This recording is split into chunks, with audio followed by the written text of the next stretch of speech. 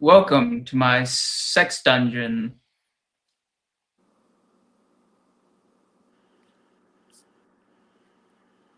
Jacob Spill Perspectives, we're back.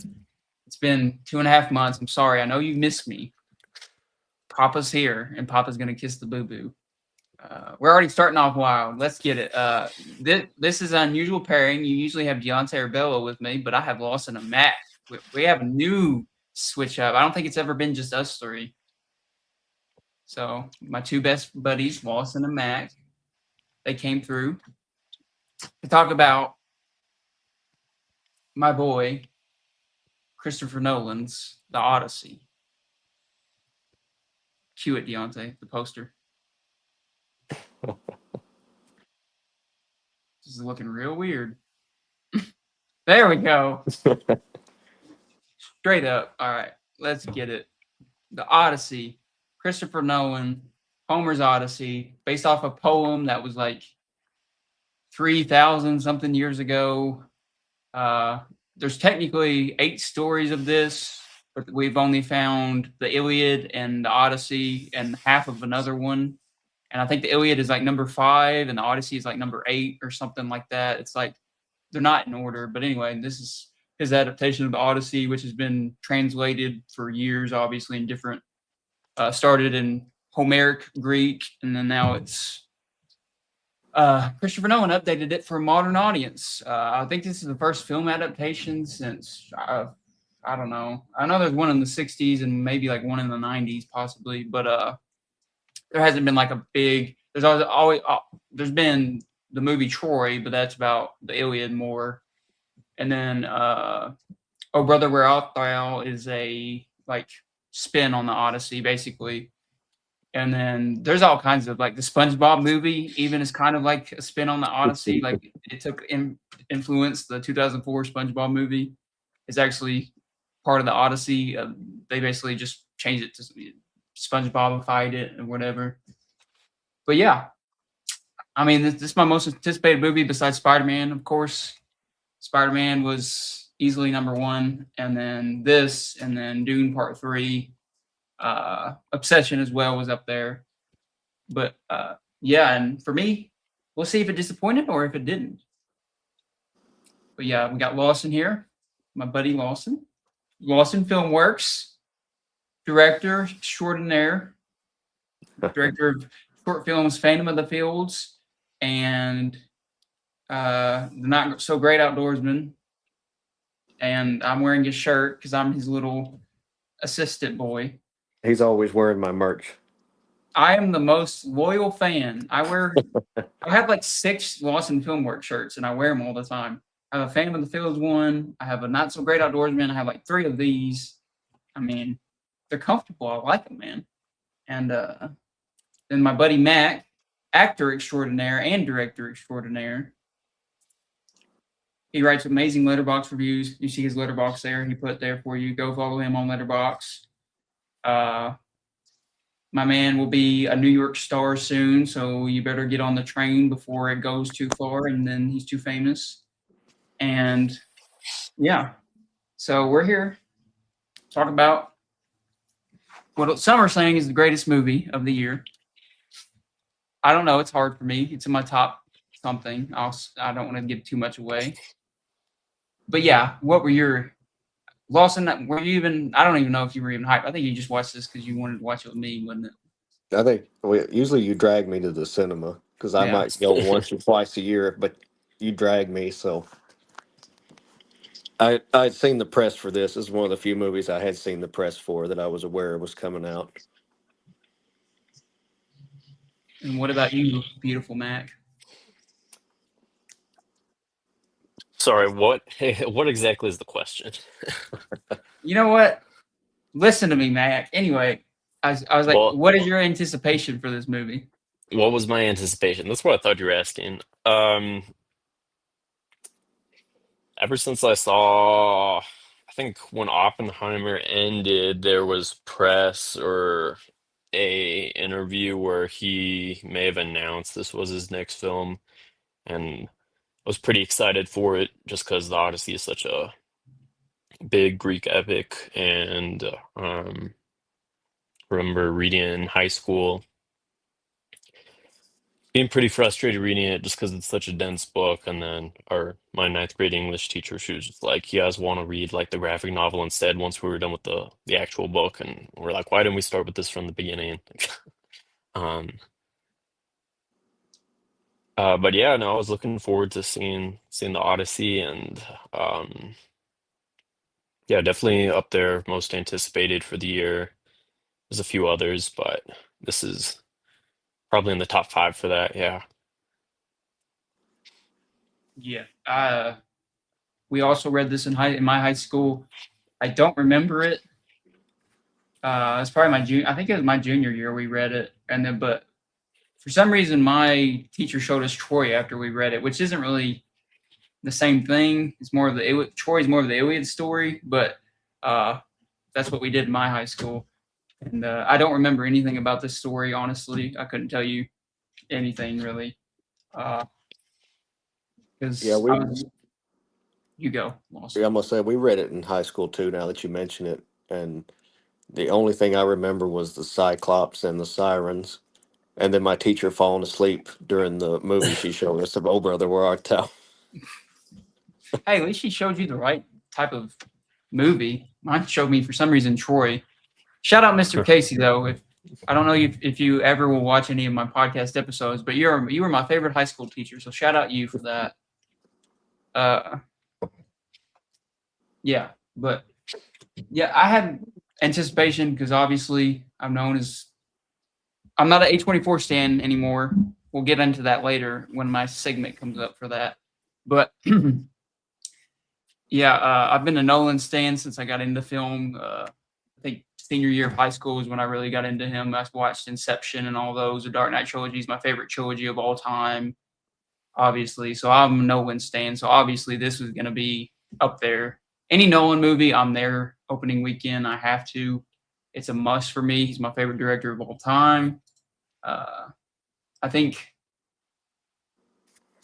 he has 5 movies in like my top 50. And because the Dark Knight trilogy is up there, and then Inception, The Prestige is up there, and maybe even Memento is up pretty high up there for me. I love Memento as well. A big Nolan fan, and I was going to be there day one.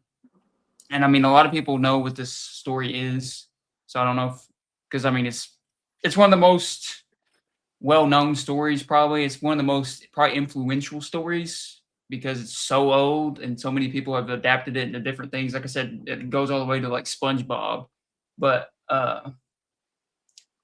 just it has a lot of classic tropes of the hero coming home, dealing with your mistakes, a lot of just classic themes in literature. And I started to read. I bought the Iliad and the Odyssey in February, and I was going to read it in preparation for this movie. And I got like halfway through the Iliad, and then I just kind of bailed because I'm not a reader. It's hard for me to sit down and read. I need to read it now that I need to go now that I've seen the movie. I need to read it. But To be yeah, fair, they are really dense books. Really dense books. yeah, I remember the Iliad being like, because there's so many different Greek names and things you have to remember, and there's certain gods that do certain things, and you have to remember what gods are doing what, and they kind of go back to like this god, and like some are like not gods, but they're not humans either. Really, I guess if demigods, maybe that might be a Percy Jackson thing. I don't know, but I don't know. Like It's a real thing in like the whole Greek mythology world. Yeah, the demigods, all that.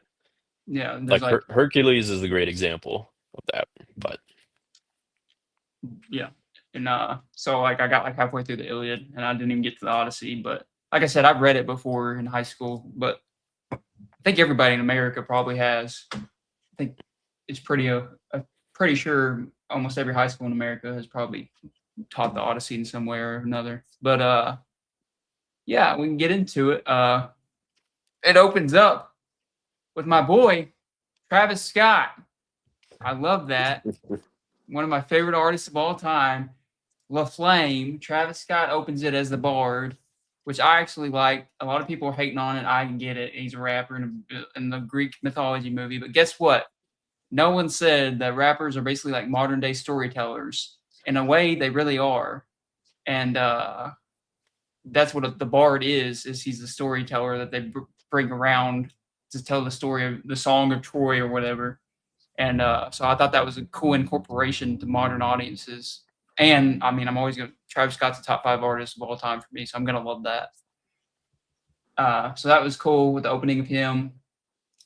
And then we get some great like flashes of what's to come. And I don't know, what did you guys think overall of this movie before we dive into it? What were you like? What's the vibe you're getting from it? You want my overall rating or my Like, what did thoughts? you like? Your overall, just jump into thoughts. Okay. It was it was good, very good. It didn't quite get great for me.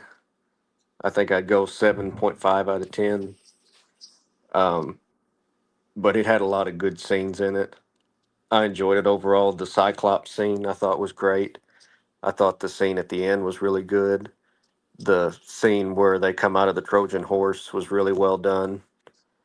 Uh, the problems I had with it were some of the casting I didn't care for, and some of his filmmaking techniques I didn't care for. The same ones he did in Oppenheimer. His really shallow depth of field focus, where a lot of shots are just out of focus most of the time, just irks me. I'm sure most people won't catch that kind of stuff, but that's something that gets on my nerves. And I know the Odyssey, I think, is nonlinear storytelling anyway, but he made it even more so. And that to me takes you a little bit out of the story. That's what Oppenheimer, it kept jumping timelines so much that I was like, would you stop? I can't get invested in the story. And then when they did stop and started going through linearly, then I got invested. And it's the same with this movie. It was kind of a little bit of a rough start, but then it got good once I got into it. And he likes to cut in these little flashes of previous scenes. And he did that in Oppenheimer too. Like there's a scene where Matt Damon is looking at this thing that his wife gave him, and it cuts to shots of Anne Hathaway. And I'm like, you don't need that. You took away the emotion of that moment. Just sit with him looking at that, and it'll be a lot more powerful. But then he would do great things like he shot that one scene behind the thing that she's weaving, where it's shot through that where she's talking to Robert Pattinson, and I thought that scene was great. So, but overall, I thought it was very good. Yeah. What were your overall thoughts, Matt? And then I'll dive into some things. Yeah, I agree with Lawson on a lot of that. I think, yeah, there's a great thing that a little off topic, but like anime uses like a ton of like flashbacks that are just unnecessary, particularly Naruto. I'm like, you just don't need it.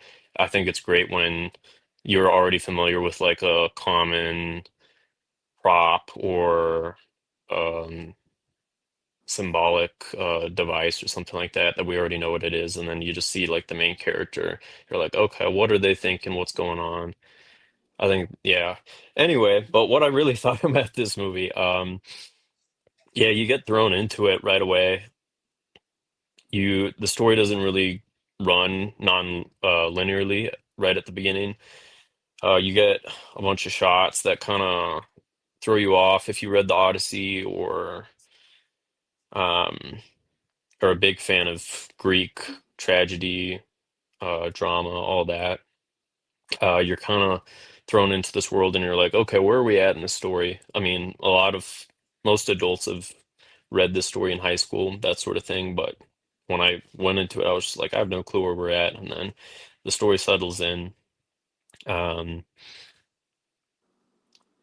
I thought I personally enjoyed the story. I thought I feel like for as non-linear as it was in the beginning and kind of at the end, again, Nolan does a really good job with making his films rewatchable. Um, because on rewatch, I was just like, okay, I really appreciate these flashbacks now. Especially the ones with like Calypso, so you kind of know what he's sacrificing early on and later. and especially with Athena. Athena's the biggest one, but um, I don't know. Sometimes it's better to have the story unfold linearly. I don't know. It's you could argue however you wanted the story to go, but I personally think it makes the film very rewatchable, especially when you know what Athena does, or how she's used when she's killed at the end of the film, um, and whether that's actually her or just like an innocent civilian. I find that very powerful, especially with the Trojan horse and all that. I guess my biggest problems with this film was like the modern language in this film. Yeah. I Nolan had a quote where he's like, "Oh man, like this might bite me in the ass later, but I think this is a very modern story about um finding your way back home, about love, family, redemption, sacrifice, all these things that we hold like near and dear to us."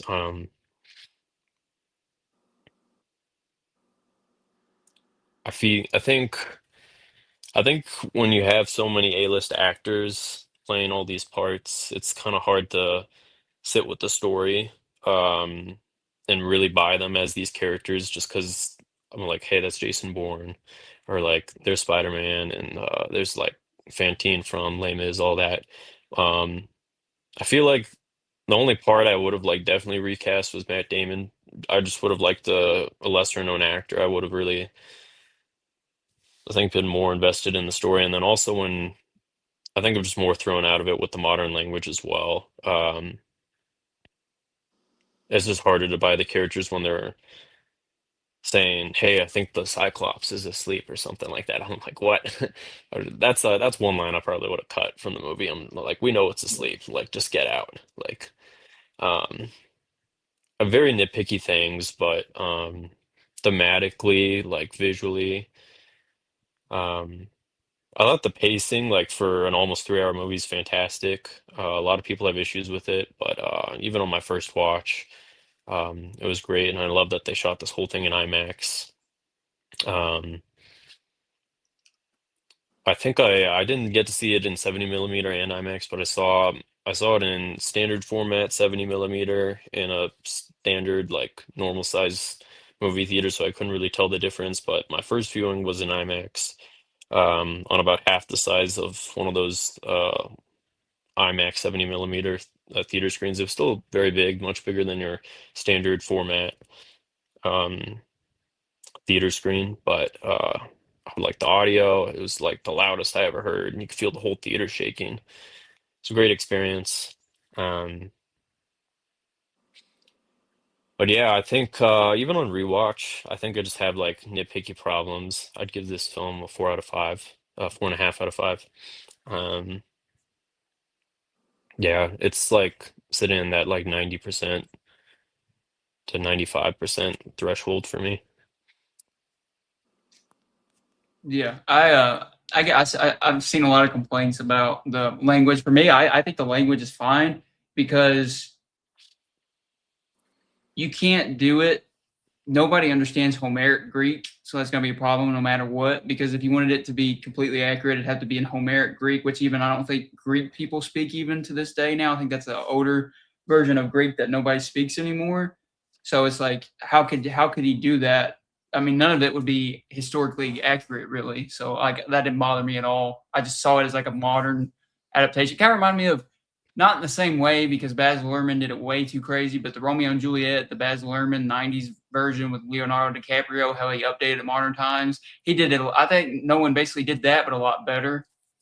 Kind of taking the story and making it more modern because that's a good movie. I watched that in high school as well, but this one is far better. But I don't have a problem with that. I think the acting. I think this is one of Matt Damon's best roles for me. I think he was incredible in it. So I'm fine with him being the main guy. I think Tom Holland did really amazing as well. Usually he's not that great, honestly. I'm not a huge like he's always good, but I never think he never gives a great performance. This is arguably before I saw Brand New Day, I said this is probably better than any of his performances in the Spider-Man movies. But now after Brand New Day, I'd probably change my tune on that. But definitely better than the first two. His performance in the first Spider-Man movie, but so I think he gives a really good performance. Anne Hathaway's great as always. Travis Scott's the best. No, I'm just kidding. But Robert Pattinson's great as a villain. He always is. He plays amazing as a jackass villain. I mean, just he can do everything though. He's Bruce Wayne. He could be Robert Pattinson's just in a tier of his own for me. And then you got John Leguizamo was amazing.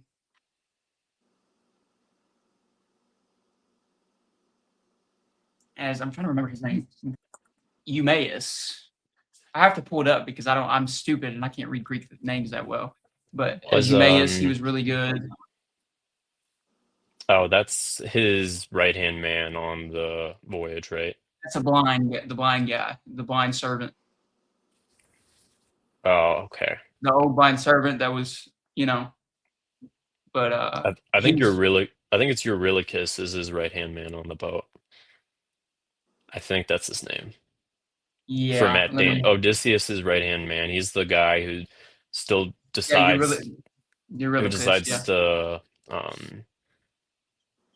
slaughter or eat the sun god's cattle or whatnot. So for me also, me and Lawson, we saw it in Super Screen DLX, which is Dolby Cinema, because we live in Southeast Missouri where we don't get IMAX because IMAX is discriminatory against Southern people, I guess. Or, I don't know. That's just a statement I said. They're probably not. They're probably nice people. I like you, IMAX. I love you, IMAX. Hire me to do something. But yeah, the closest IMAX theater to us, like true IMAX, is about 3 hours away, 3.5. So unfortunately, I did not get to watch this in IMAX, but I've seen this twice now, and I saw it with Lawson 2 weeks ago, and then I saw it with my father 4 days ago because he was kind of like, "Oh, what's this?" So we went and saw it, and he absolutely loved it. This is one of my dad's favorite movies of the last few years. Like my dad, he has I can never pinpoint his movie taste. It's always all over the place. It's always been like since I was a kid, I've seen so many random movies just growing up. But like he absolutely loved. Like when we left the theater of this movie, I was worried about the runtime because sometimes he's like, "Man, that movie's gonna be too damn long." This movie it's near 3 hours. He got out of the movie and he literally said one of the first things he said when we walked back, he's like, "I'm ready to watch that again." And I was shocked by that because my dad hates movies that are like 3 hours long. So the fact that my dad said that is pretty high praise. That's high praise for the pacing. Like, I think the pacing I actually liked it even more on rewatch. For me, it's a 5 out of 5 A+. I did have a few nitpicks on first watch, but on rewatch that they even went away on rewatch completely, where I had no problems. It even went by faster on rewatch. I felt like maybe. I think it's very rewatchable. Like I said, it's up there with Obsession for my favorite movie of the year. They go back and forth. It's one of my new favorite Nolan films. I'd put this pretty high on the Nolan ranking. Probably the top half. But yeah, I really just appreciated this. I feel like if you're a filmmaker into film of any kind, you have to appreciate this because, like Max said, it's shot entirely on IMAX, and it's the first film to do that. Films have been shot on IMAX for years, but they've never been shot entirely every frame IMAX. This is the first one, so this is a historical event, and that right. And the techniques they used to do that was incredible. Like, I'm sure the story's been told a million times, but you got to say it when you're talking about this. It's kind of hard not to, but the way they filmed this. Because an IMAX camera is really, really loud, like extremely loud. And they built a blimp to put around the camera. And they said the blimp is around 150, 200 pounds. Like it's a heavy, over 100-pound thing that encases the IMAX camera. And it makes it, it muffles the noise. Because used to, for IMAX sequences, you couldn't record raw dialogue. It was always ADR'd. You can never do real dialogue in the moment. But this is the first film to do that, where it records the actual dialogue, because they created the blimp, and they modified the IMAX cameras as well. They made I think it's called the Keeley. It's named after one of the big pioneers in IMAX movies. That he passed away recently, so rest in peace to him. Apparently, he was a big contributor to how IMAX was created and advancing the tech. So rest in peace to him. I think his name is David Keeley.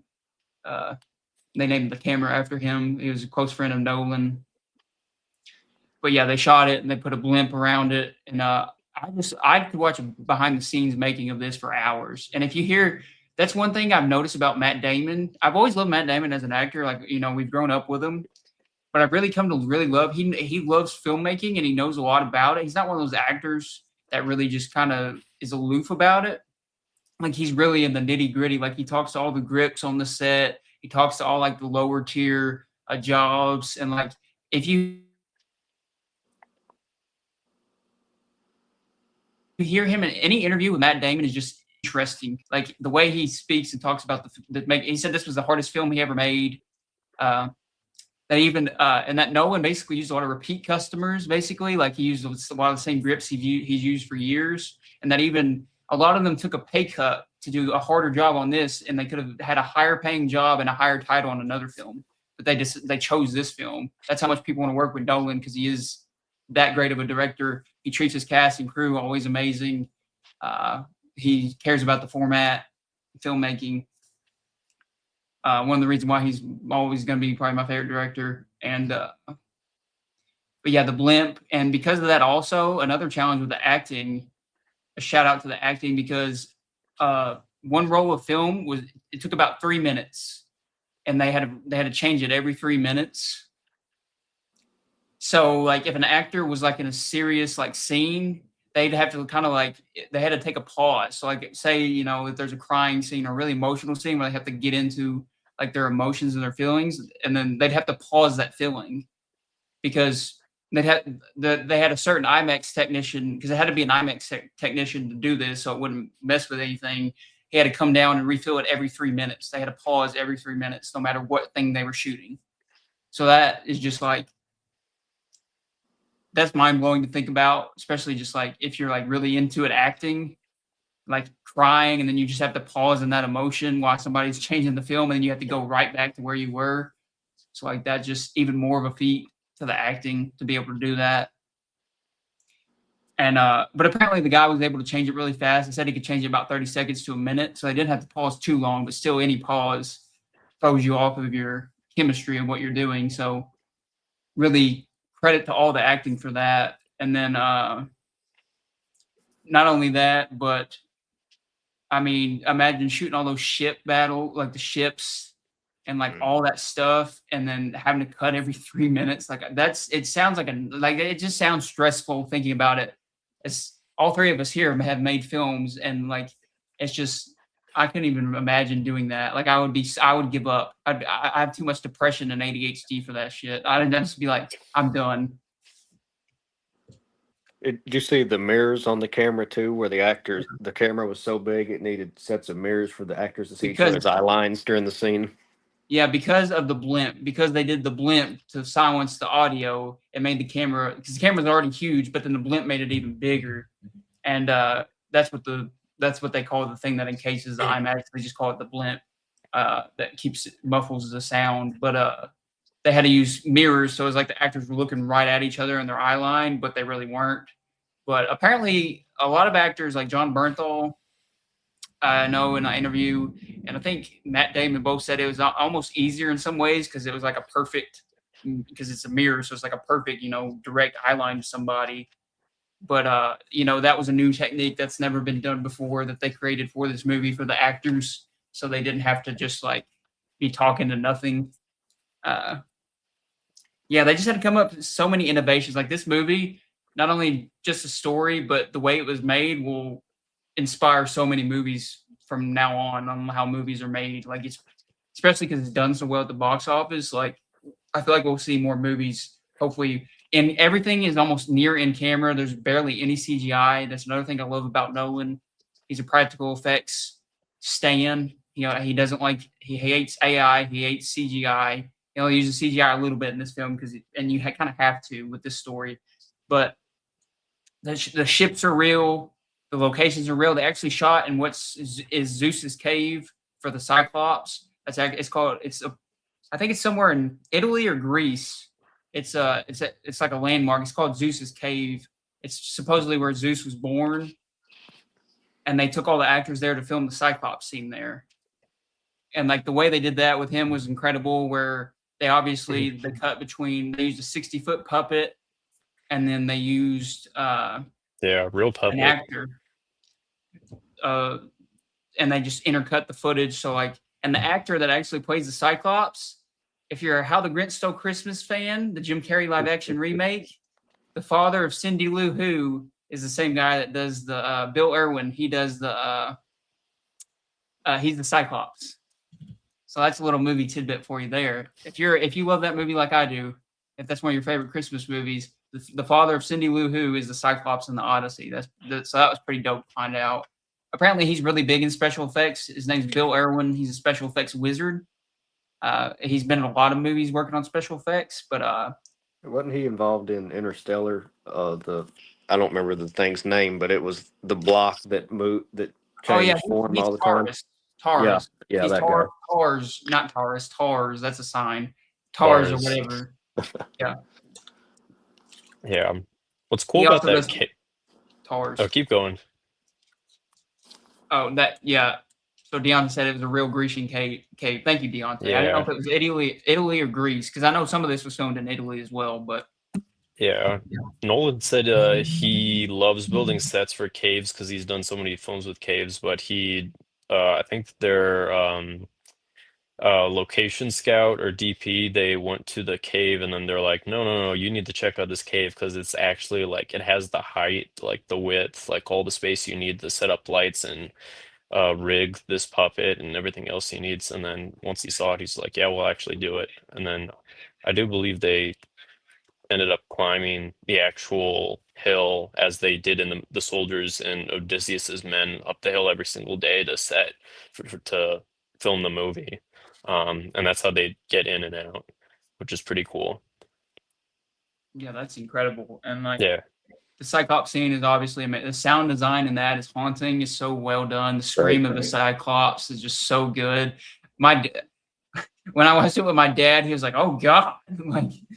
Just hearing that Cyclops scream when they poke his eye, just just so loud. I couldn't even imagine in IMAX how that would blow my ears. Probably it was deafening. It was the loudest sound I ever heard in a theater. I was just please get out of this place so I don't have to hear this anymore. It was such a cool sound. I'll never unhear it. Mm-hmm. And it sounds significantly louder than seeing it in standard format. I don't know if there'd be anything different from seeing it. I think it'd be the same as seeing it in 70 millimeter IMAX, but I just saw it in IMAX. But it was, great moment. I actually think that scene, they improved it by making where they don't talk to the Cyclops, where it's just like a monster. Because in the poem, I believe they talk to him and he tells him his name is Nobody. And when they put his eye out, he goes outside and says, "Nobody blinded me," which is kind of would have been a little silly, I think.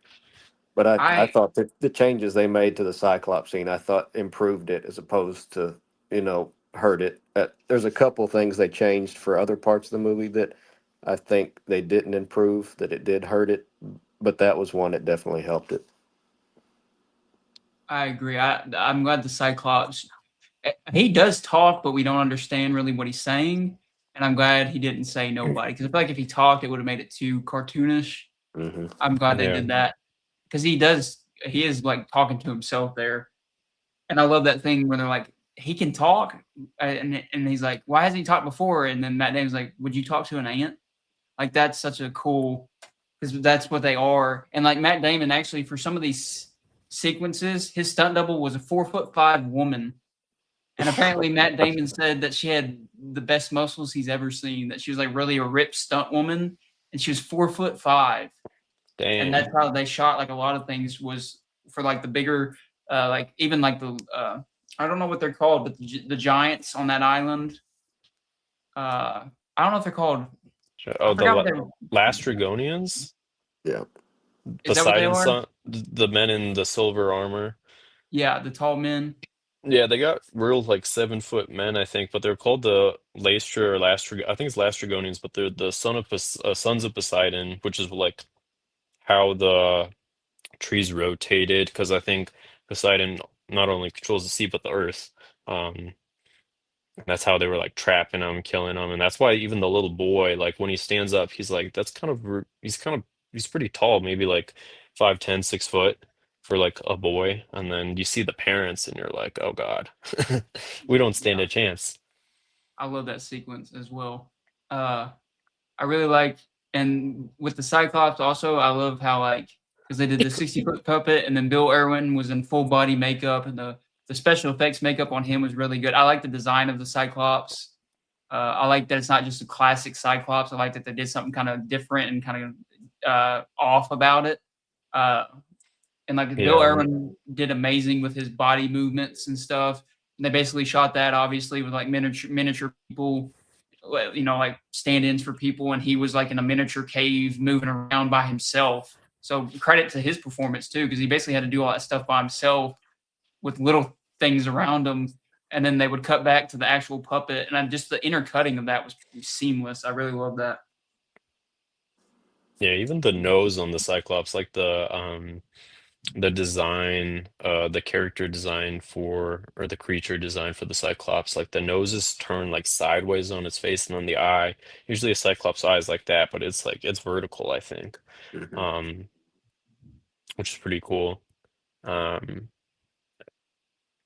it definitely made it feel like it was made by a god or like the son of a god, or like it wasn't um it just seemed like a weird mythical creature, like you'd never seen this thing before. Like maybe that is what a Cyclops would look like. Yeah, and then you have I really also like I think it's one of the scenes where they're on the boat, and there's a few improvised scenes that I really like because of the IMAX, the way they shot with IMAX. It's kind of hard to do improv, obviously, because I mean these guys are having a big old camera because sometimes it's handheld, so like they're having like support on their shoulder and they're holding the IMAX camera. And there's a scene on a boat where Matt Damon is looking at the ocean. There's some dolphins that jump in the water. That was a completely improvised shot. That apparently they were just on the ocean. They weren't ready to film yet, and they saw the dolphins start to jump out of the water. And the cinematographer was like, "Let's hurry up and get these dolphins in this film." And it was like that's like the only take they got of the dolphins was that one shot of Matt Damon and the dolphins. They had to like rush and like take that 100-something-pound camera and put it on the dude's shoulder and like, let's hurry up and get this before they go. So that's a pretty cool, real moment that made it into the movie that wasn't CGI or nothing, just real dolphins jumping in the water, which I really liked. Yeah, amazing too. You'd see like four of the, I don't know, ACs or DPs, whatever, like carrying those IMAX cameras like all together, or camera grips, any of that. Just crazy. Yeah. And like they shot, I think, I mean, obviously they did a few things on the sound stages because you'd have to, like the boat being, obviously when the boat is wrecked at near the end, when he has to hit all the rest of his men perish. That was probably a sound stage because you can't really do that on a real. You can't create a storm like that. That would be an insurance issue if you put your real actors in a real storm like that. But like most of it, they shot like on the scene.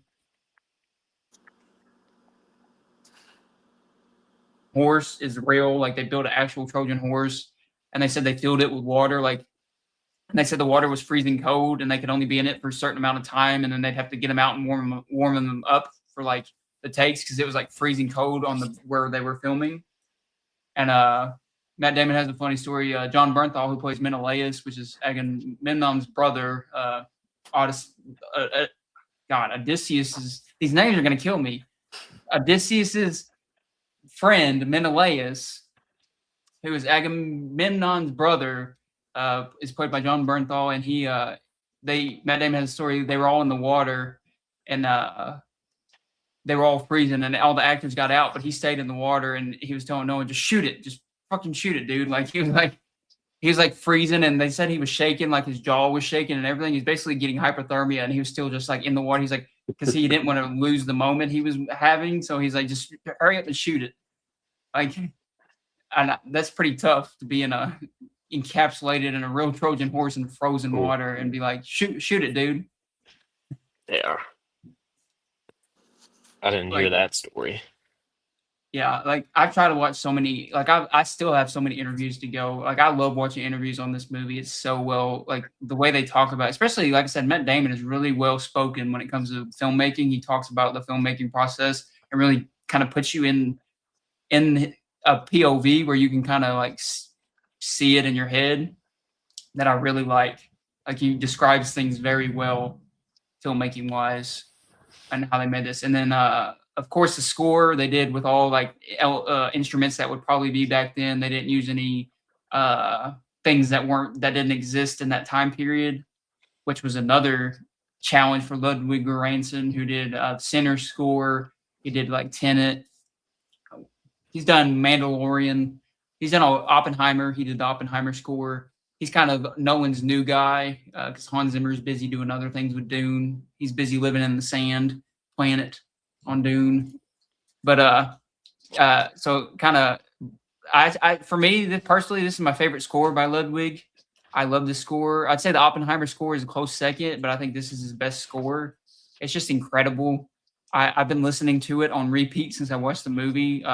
Chasing the Escaping Sun is probably my favorite piece of score from this movie. That's towards the end. It's kind of got like a little synth back to it that I really like. And then Travis Scott and James Blake also have like an original song that plays during the credits that I really like. And yeah, just like really well done score. Like the score really works. The siren score has already become like a meme. Like there's so many memes about the siren scene with Matt Damon, which is kind of funny. And they use the siren score for so many like TikToks and stuff now. But that's a great score too. And that's a great scene. I love how he told Himesh Patel, who plays Eurycles, which is kind of like Odysseus's like first in command, basically, or second in command, I guess you would say. But the way he said that wasn't really planned, and then Nolan was like, "We're gonna get a shot of just you putting wax in your ears because I'm gonna make it where the audio goes out when you put the wax in your ears," and that was just such. Just that just like itched my cinephile body. Yeah, that right there, that just made me. I was just like, oh, I love that so much when he just puts the wax in the ears and then it goes out and you don't hear the siren song. That was such a good choice for us not to hear the siren song. And it's actually stunt women that are on that because nobody else was allowed to be on those rocks, so it had to be stunt women that played the sirens. Because you can see them barely, and I really like that too. They're very obscured in the fog and the mist, and you just see kind of the outline of women on the rocks. I like how subtle they did that. That was good. Yeah. And then the one guy just jumps off, and that actor apparently he had to do that multiple times to get the right take, so he had to just keep jumping in the Mediterranean Sea. No pressure. But all in day's work. That's just like so many cool stories about that, and like I love how he's like it's like a delicious itch, and one you can't scratch that's under the skin. It's what you most want is what you used to have, but now you can't have. Basically, is the thing, and that's such a good like gut punch of a line. Such a great line. Is that when he's doing voiceover and he's saying bye to Penelope and then he's also leaving for his voyage at the beginning? It's when he's talking about what the siren song was. Oh no, you're right. You're right. Yeah. Yeah, and like I really love that so much because that scene, it gave me goosebumps both times I watched it. Like, this movie gave me goosebumps multiple times on both viewings, and that's hard for movies to make me feel like that. There's only 2 movies that have done that this year for me. Well, actually 3, actually. But, yeah, but it's hard to do that, and especially on a rewatch, to make you feel goosebumps still, that's a very hard accomplishment, and this movie did it for me. Like, when I watched it again with my dad a few days ago, I actually got I think I got more goosebumps on rewatch, which is crazy, but, like, just knowing the things that were coming, just some lines really hit, some quotes just really hit hard. It's just like Deontay saying here, tons of great quotes in this movie about just life and things. Yeah. That's how you know you do a moment really well, whether that's on stage, TV, film, um any like performance medium that you do art through, especially when it's rewatchable and you'd have multiple shows and then you still feel those goosebumps every night. Yeah. So, like, what were your guys' favorite sequence? Because everybody has their own favorite sequences in this movie. The Um, Cyclops. yeah, the Cyclops definitely. Um, I love Cersei's scene because I was just like, because the only moments I really remembered from reading the book, I was like, I remember um when he is with Calypso in the book.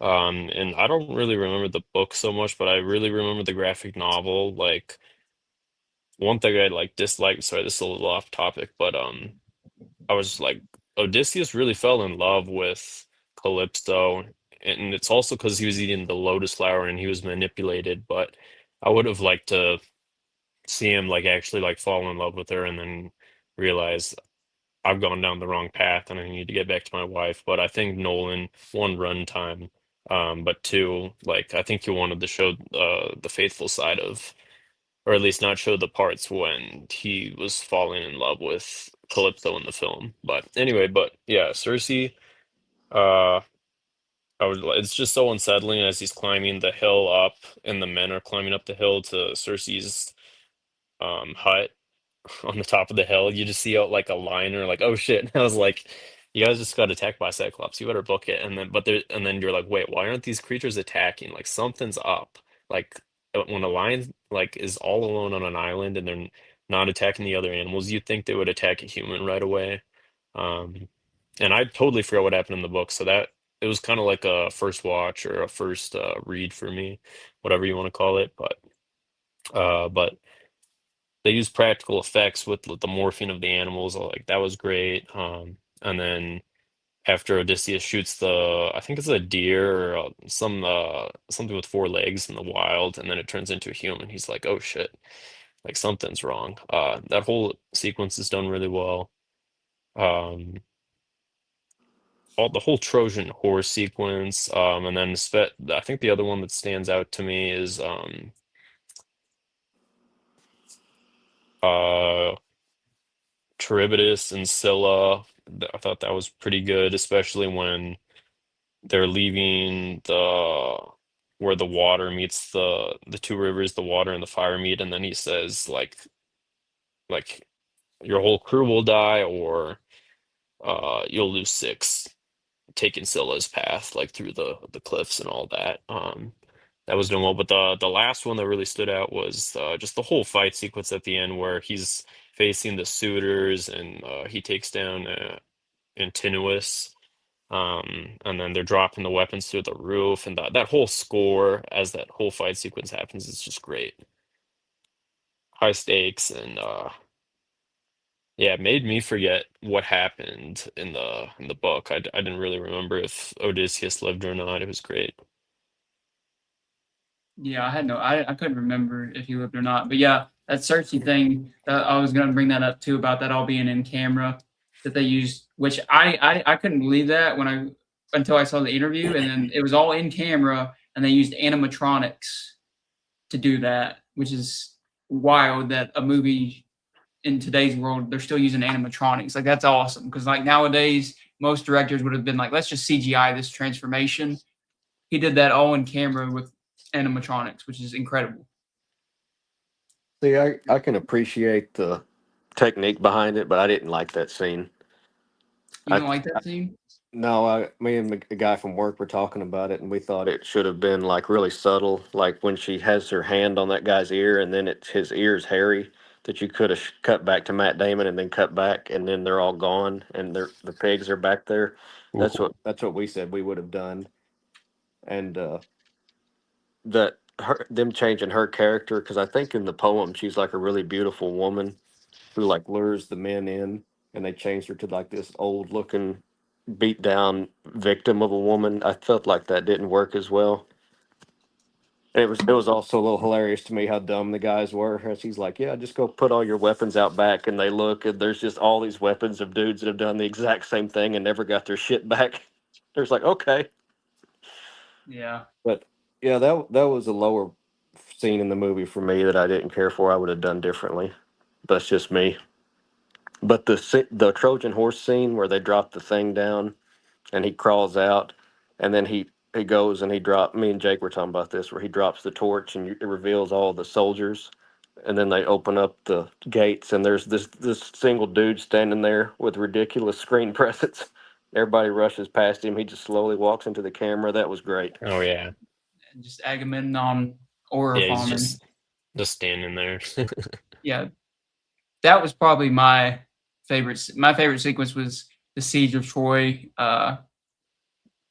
Especially, I love also the little note as when they come out of the Trojan horse, they're having trouble walking with their legs because they've been in that horse for multiple days. I really love that no one added that. Like if you watch it, like when Matt Damon comes out and John Bernthal and the rest, they're like kind of wobbling a little bit with their legs because I mean their legs are asleep. They've been in that for days, so like I really like that little realistic aspect that their legs would be they wouldn't be all right like that. That's a good little tidbit if you notice.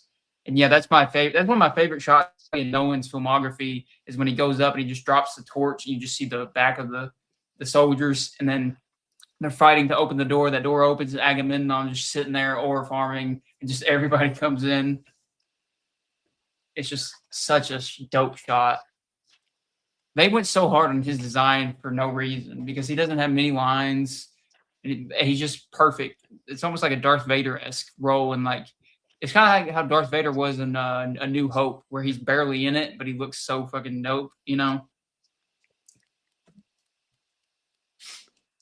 But yeah, I love that part as well. That was incredible, and I like when he I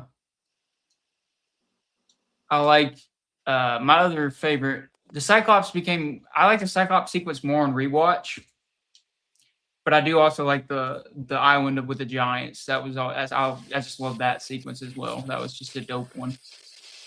I was laughing on several of those because have y'all ever seen Monty Python and the Holy Grail, where Yes. Yeah, where stuff happens and they go run away, and everybody just hauls ass. I kept saying that in my head watching this because there's like four scenes where they just like haul ass down the beach getting chased by something. I Yep. just kept repeating that line in my head from Monty Python. yeah. I like the Hades scene too a lot. Like Mac was talking about, where they go to Hades and they sacrifice animals, and then I really love when it's like all the warriors and they're just like slowly. It reminded me of this is going to be a weird pull, but I think is it the first Harry Potter, Sorcerer's Stone, or is it Chamber of Secrets where it's the chess pieces are moving? Yeah, first one. Yeah, the first one when the chess pieces are moving, that's what it reminded me of. The way the people like Agamemnon comes up and like they're not walking like regular people because obviously they're dead spirits or whatever in Hades. So like they're like he's like gliding to the front and like the guys are like moving behind. It just reminded me of the scene from Chamber of Secrets when they're playing chess, or not Chamber of Secrets, Sorcerer's Stone, when they're playing the chess piece. When I Yeah. make my move. You're free to take the queen. Well, no, Yeah. the king. Okay. But what's another cool part, I think Jacob, I mean, I don't know, I feel like you know more than me, but they're all like like Nolan actually like he buried like both of them under the ground there, and then they gave them snorkels so they could breathe. Of course That he was like did. done practically, and then they all climb out of the ground, and the dirt was really soft too, so they can get out. But Yeah, they shot that nobody on was like harmed. yeah, they shot that on like an actual like I think it was like a volcanic island or something. I forgot what exactly what it was, but it was actually like that real like soft, like not really I guess soot, dirt, whatever you want to call it. But yeah, Insane. just like wild.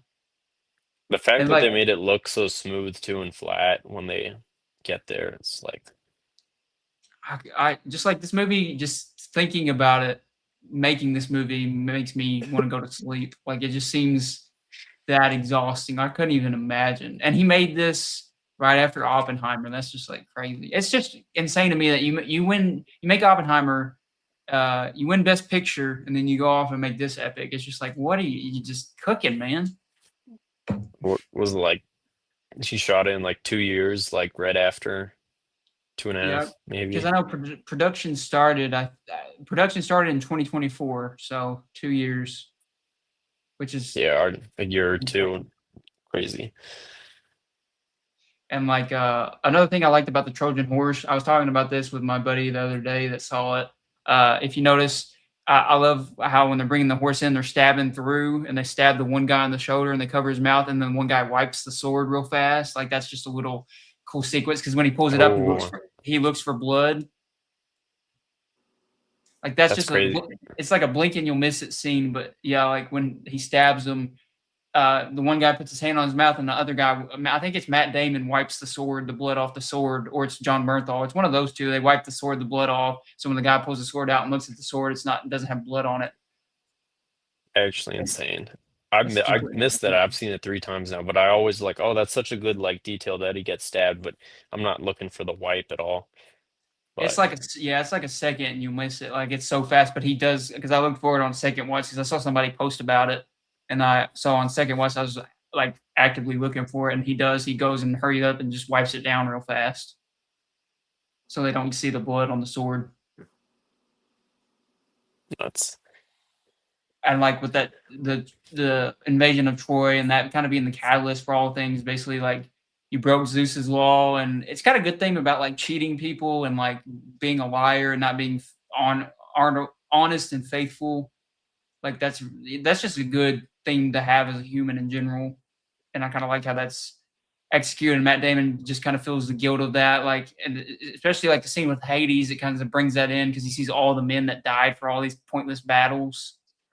And that's another great scene is when they're being chased again, but it's dope how it's just like it's just all the fog and all these black silhouettes, and they're just like being chased. He's being chased by all the dead, like all these past soldiers that died for him in his wars, and they're just like chasing him off the island.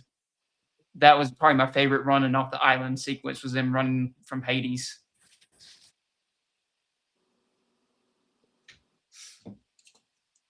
I'd have to say. that's What did you guys think about this? This was a problem I didn't have at first, but as I sit there and I stewed on the movie, it became more of a forefront. Is that really none of his crew stood out from the other one? Like when you watch an epic like Spartacus or Braveheart, all of the side characters have their own personality, and you like all them individually.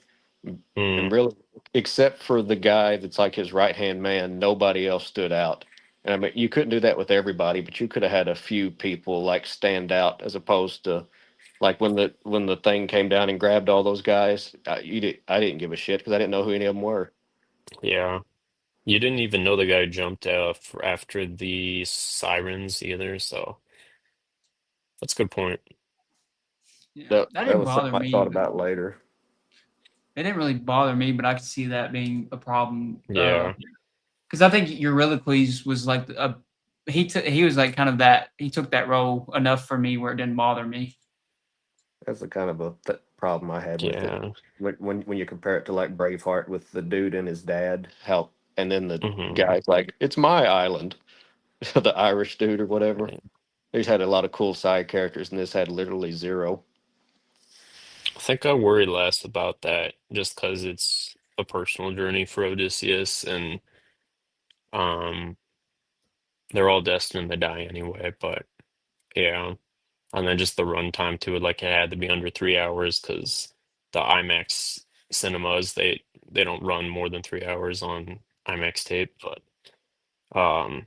yeah, definitely if you have like another like 10 minutes to run the film, you could add some more like characterization with his crew.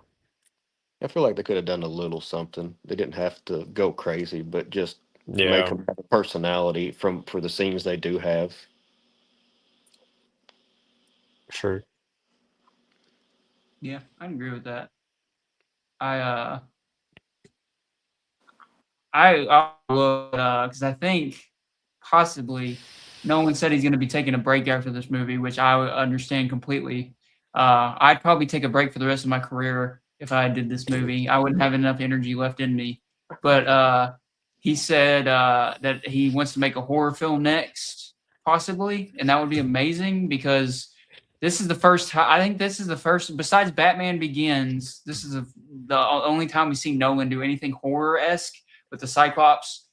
The Cyclops sequence is very horror adjacent. Seriously, turning them into pigs, that's horror. The body horror has kind of body horror aspects to it. Do you hear that? Kinda. That's Mhm. somebody revving their engine outside my house. What is this, drag race? But anyway, but like that's living in Charleston for you guys.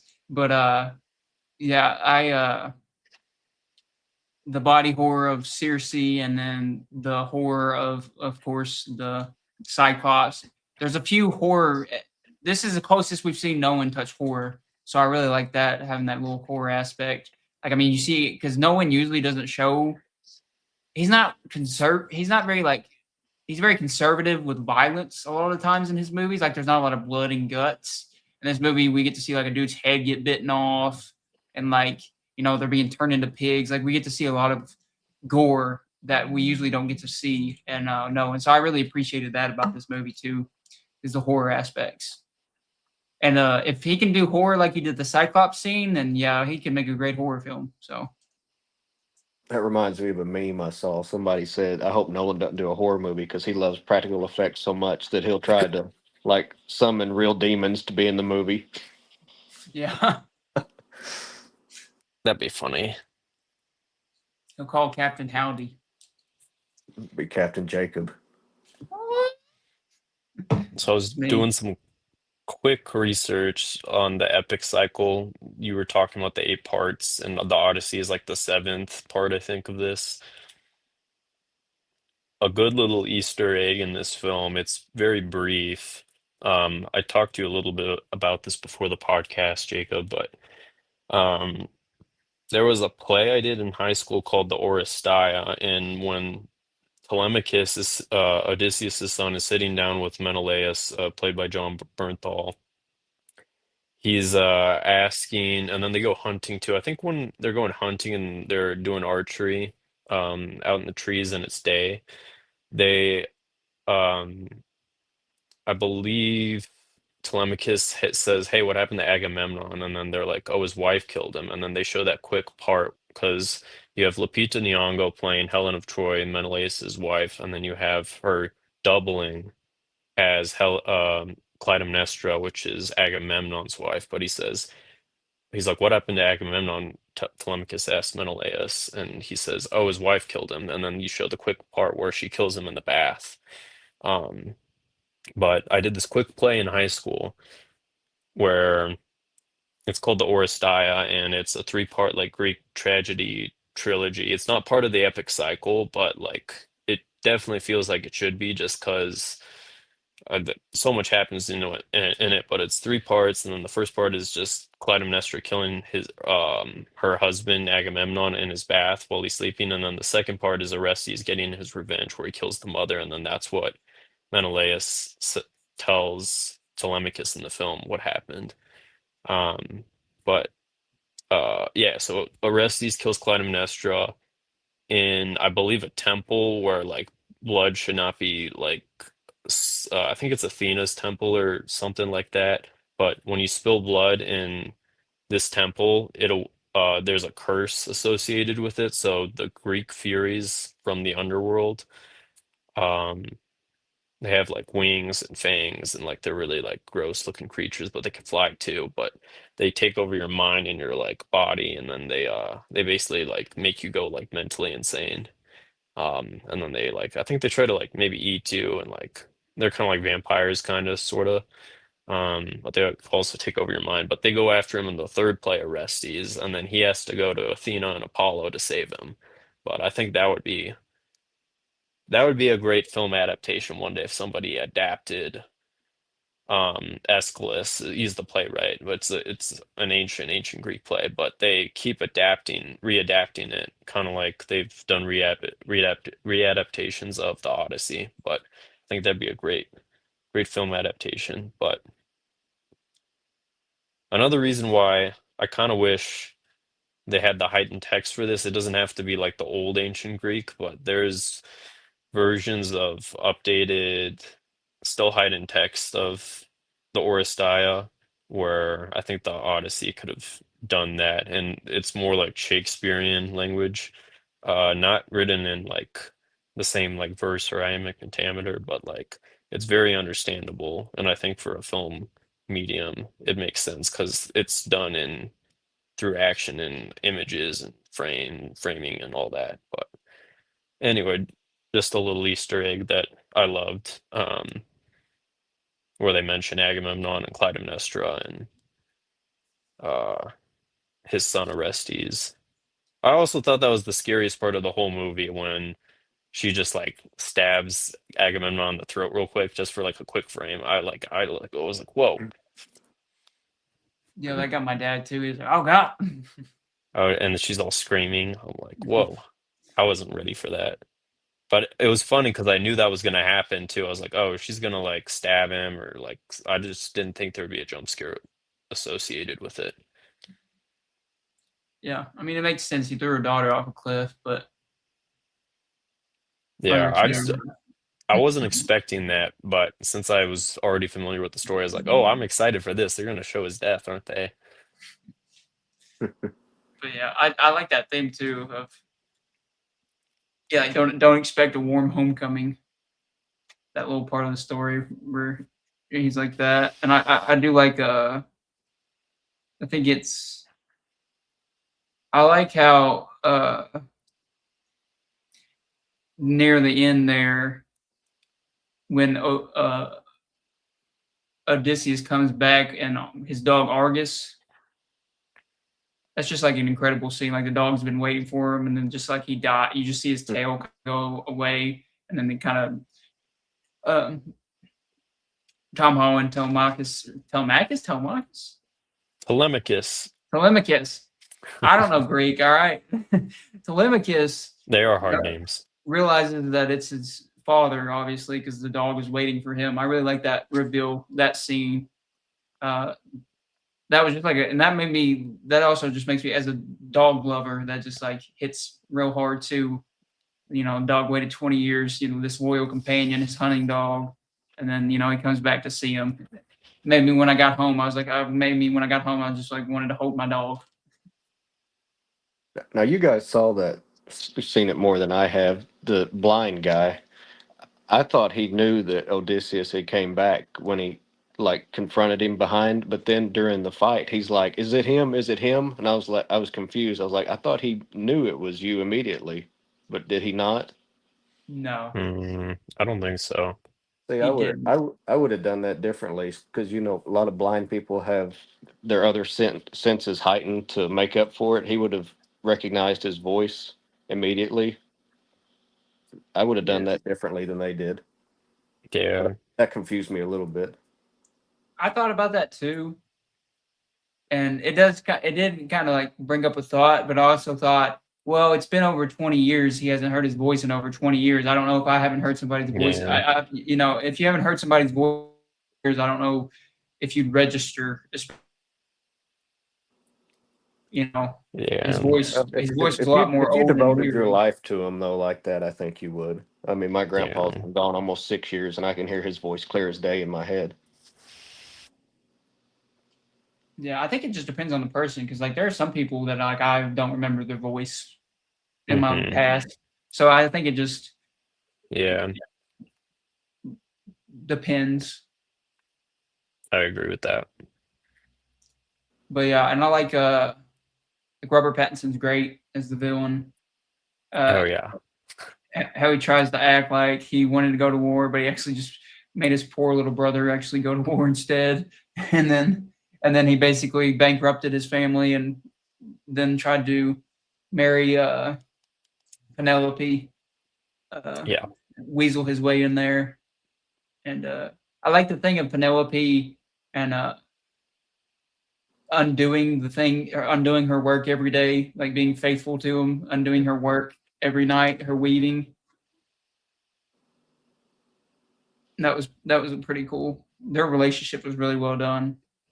And then when I he comes back as a beggar, kind of like, and that's a good theme, kind of like coming back and like humbling himself, coming back as a beggar. And then I love that piece of dialogue he gives to Anne Hathaway about kind of like Troy and what happened and how kind Yeah. of the Bronze Age fell after that and how this one trick, one man, one trick, as the Bard's song goes, uh, kind of brought this fall of civilization.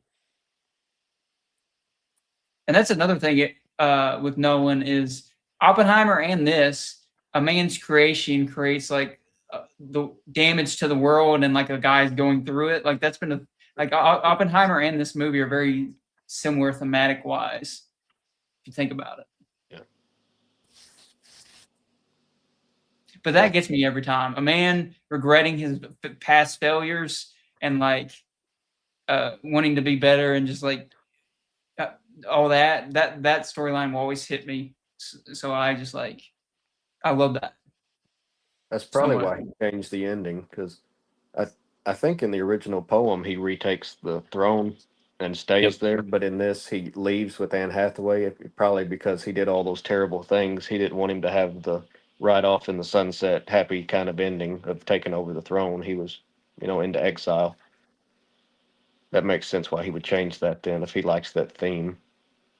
Yeah, I'm glad he did change that. I prefer that. Same. I It didn't make don't. a difference for me. I thought about that and whether they had done it that way or the way they did it, I don't think it would have changed it one way or another for me. I think if he would have took the throne, I wouldn't have liked it as much. I like that he still has some kind of punishment. I mean, he's going to be with his wife, so that's cool. But he's exiled, Right. and I like also that he's like telling Telemachus, don't interfere, don't fight, because you'll be exiled too. Like he's trying to like keep him by where he's like, I'll take all the when he's fighting everybody. He's like, I'll take all of them on. He's like, I don't want you doing anything. Yeah. It means more that he leaves just because he's already done Ithaca wrong and Troy wrong. Well, Ithaca indirectly wrong, but definitely Troy wrong. But it means more also just because you're saying, "Hey, son, don't do it this way," and now you could take over. Yeah, and it's such a like I said, this story has great themes that like so, it's been adapted so many times, obviously, but it's got very relevant themes to like today, our world today still. Like men doing things that damage the world and then trying to like, hurt it for the next generation, kind of. And we're dealing with the consequences, and then kind of trying to hopefully do better. Like it's got a good theme about that. It's kind of still relevant today, even though it was 3,000 years ago or whatever. And I love that's one of the most like I'm back baby scenes ever is when he plucks the bow, strings the bow and plucks it, and Penelope. Because when I first watched it, I thought Penelope always knew that was him, but then when I watched it, I thought on this rewatch, to me it kind of came off as she was thinking it was him, and then when he couldn't string the bow, she kind of like fell back like, oh, that's not him. I was wrong. Yep. And then when he does it again and plucks it, it's like okay, that was him. That was really cool how that and the sound design for the plucking of the bow was really good, really well done too. The sound design. It was like part of the score.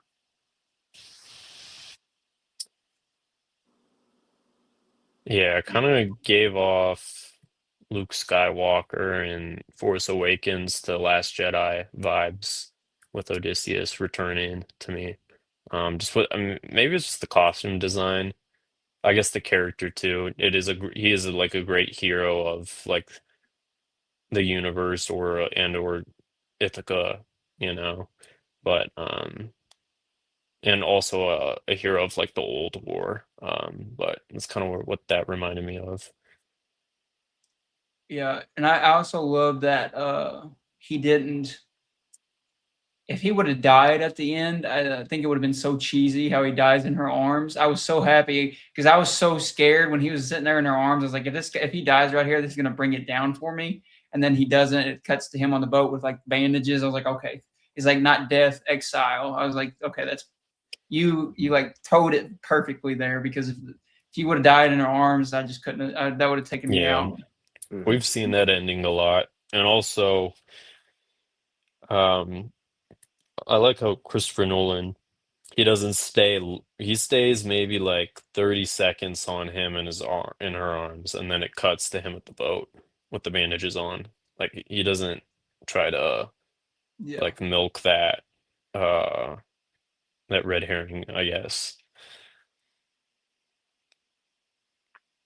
yeah, I really like that part. And I love and people have gone back and forth with this about like because the first time you see the Siege of Troy, it's badass and it's like really like a cool action sequence. And then the second time, it's more like a tragic sequence shown. It's more like a shown in a horror light, a sadness with the score, and like you see like actually he's like actually what it was, and like it keeps the whole movie. It shows him looking up at something, and you don't know what he's looking up at until the very end. It cuts to it finally shows he's looking up at the horse on fire, the Trojan Hmm. horse on fire, and I really love that too. How it just it shows it intercuts that throughout the movie, and it's not until the end we see what he's looking at, and so he's basically watching, basically, obviously a metaphor for watching, what he's done, but Right.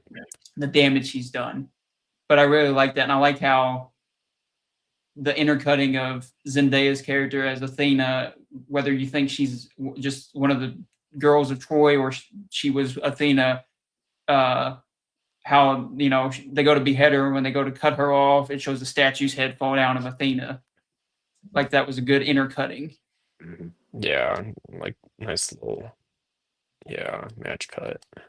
Because like what I think is, I think that Athena is taking the form of the girl to like kind of torture Yeah. Odysseus and kind of like remind him of his failures, and like that Zendaya isn't actually Athena, but it's like, well, I mean, she is, but she's not in the like in the context of the movie. She's just like she was a girl of Troy that got her beheaded that he saw, and then Athena's using her image to kind of torture him throughout the movie. That he keeps seeing her. It seems both killing Athena and using this figure of hope and having the statue destroyed is just as bad as killing an innocent young girl, Yeah, one of them was symbolic of the other. right? Yeah, I think it's like that'll be a great discussion like years down the road of like what that meant and uh it's like just like thematic significance the audiences. I think that's maybe maybe the best moment of the whole film just thematically. Um just that whole sequence. Yeah, it was fantastic. I loved it. Dude goes through a lot. Man just wants to go home. I know how he feels every day at work. He's trying to go home after Just want to 20 go home. years. He's tortured, and I like how he's like, "Why do you keep feeding me the lotus flowers?" Like, because your Calypso's, because like your body couldn't take it, and then your mind couldn't take it. Where like his mind would basically fracture if he just like remembered all everything that happened, and then she started to fall in love with him. I really like that part. too, as well. Yeah. Which the lotus flower scene, I don't know if y'all know this, but if y'all would think the same. Did y'all ever read Percy Jackson? And Mm-mm. okay, I did, well, yeah. I was a huge fan of Percy Jackson in elementary because, like, I think they were coming out when we were in elementary school. So that was Yeah. kind of like our generation books. But Hmm. I remember reading it and then going to see the movie in theaters and like feeding them the lotus flower and they're there for forever. Like Oh yeah. I guess they got that idea from the Odyssey. I guess they got that from this story for Rick Riordan. He must have got that when he was writing Lightning Thief to have Yeah, that sequence. he always reinvents so many iconic moments from Greek mythology, and then he always pulls his own spin on it with all of his books. At least with the I've only read his like Greek mythology books, but with the Percy Jackson and then his second series after the Percy Jackson and the Olympians. But yeah, cool But stuff. Yeah, when I I saw the might, lotus flower, that's all I yeah, thought about. I might be wrong, but I think in the actual poem, he doesn't eat the lotus flower. All his crew does, and he has a lot of mental strength, and he refrains from it. And she basically has him like captive, is what I've read. I can't remember for sure though. You might be right. It's been so long, I do not remember. Yeah, I probably should have done a little more research on the book before, but like I said, I bought it to read it, but I just didn't get to it. But yeah, I mean, I just don't remember much of it in high school. Like, I don't even know if we read all of it in high school. We may have just read a little bit of it. Like, I can't remember a lot of things about it. But I didn't. yeah, I'm trying to think if there's anything else I really have to say There's about it. there's always something I have to say about this movie. I just forget. Like there's so much to like talk about and remember with this movie. Yeah, that's the thing. There's so much to absorb that it almost takes multiple watches to really get everything. Yeah. Because like I was like, even on rewatch, I picked up on a lot of things I didn't get. And even like I said, my dad, when we got done watching, he's like, I want to watch that again because I feel like I missed quite a bit. Same. Yeah, no, I picked up a lot on my second and third watch. But yeah, incredible film, well made. Uh, Van Hoytema, great cinematography for me. I know Lawson wasn't a fan of the cinematography. Just not my style. But Nolan doesn't really do. That's a lot of people have this complaint with him. So you're not alone, Lawson. A lot of people have this complaint with his action sequences.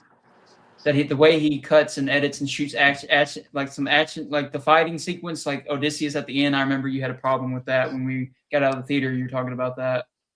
You know, when he's fighting all the suitors or whatever. Mm, yeah.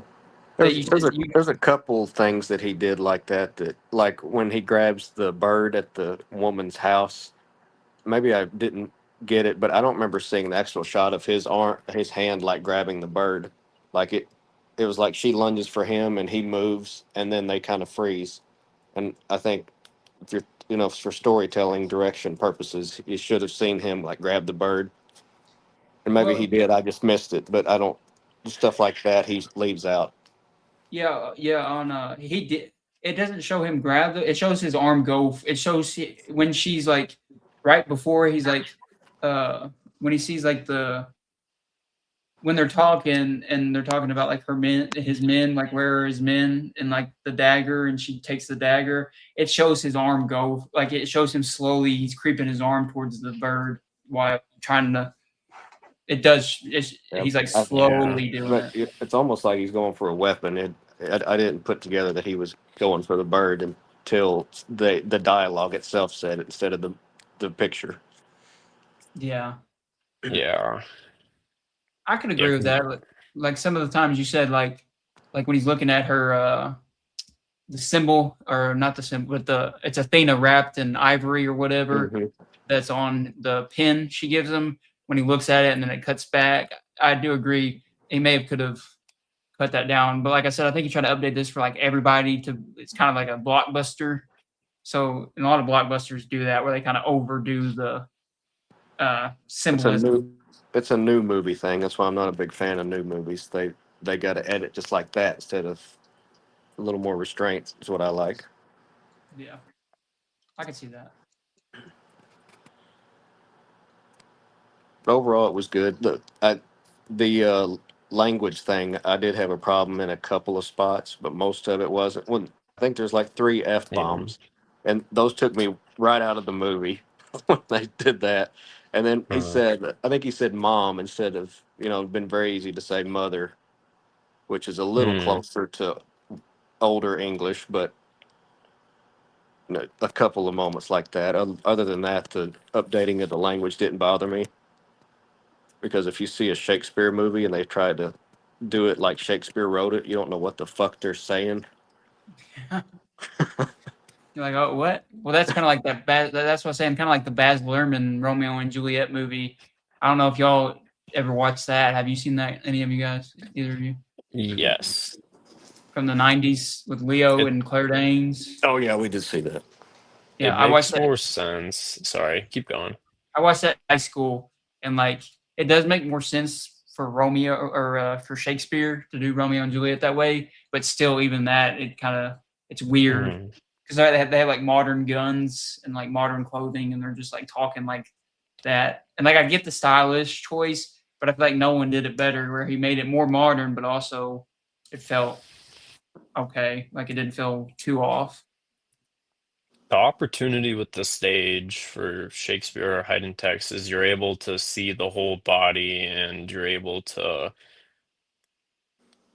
explain or show to the audience what's going on with the text in every moment. Whereas with the film, you're selective, like we need a close up on their face here, and then to tell the story more, get more emotional impact, or we need to show a symbol or an object or something like that while they're talking, and then you miss out on what the text actually means because you're just hearing words. But when you see it on stage, you kind of get it all, and I think it's a lot easier to understand Shakespeare when it's done really well, um, all live, and you can see the full body movement, everything.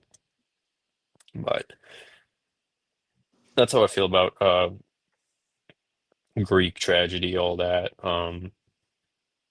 It was like, yeah, because I did Odyssey in high school, and then um, I was asking a lot of people like, did it make more sense than a Shakespeare? Did it all make sense? And I feel like most audience members said yes, which was great to hear.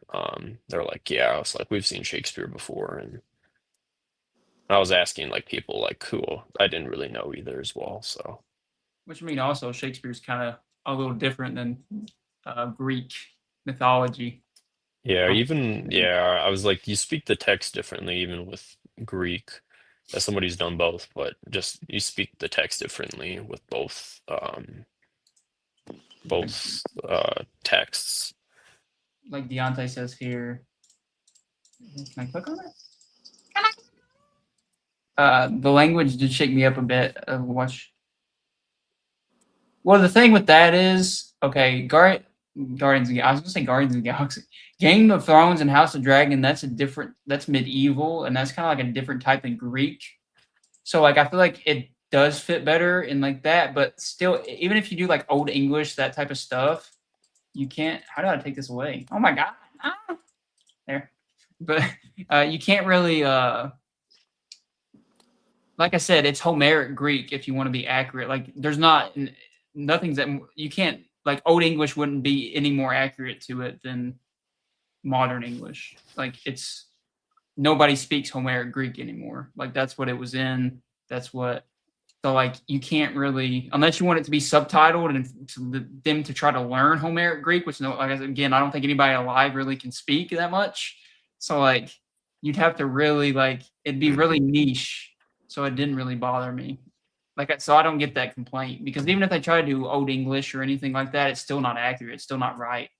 I actually think it would have been even more out of place. Might as well just make him talk like we talk nowadays, Mhm. because you can't really, because that's not Old English isn't accurate either. I will That's say my on beef with that complaint. rewatch, I will say it feels a lot better with the modern English, just like contemporary text that they perform it in. It feels more relatable just because I know the essence of the story, and it, I guess Travis Scott and having a contemporary rapper there, I feel like just him being in the first frame of the movie, Nolan's saying this is a In a time of apparent magic. it's a modern retelling of an old tale in a modernized format with having Travis Scott in the very beginning of the film. And even those who don't know it, I feel like at least people, millennials, Gen Z, probably even younger than us, Alpha and Beta generations, they'll probably know who Travis Scott is. But See, I didn't um, know.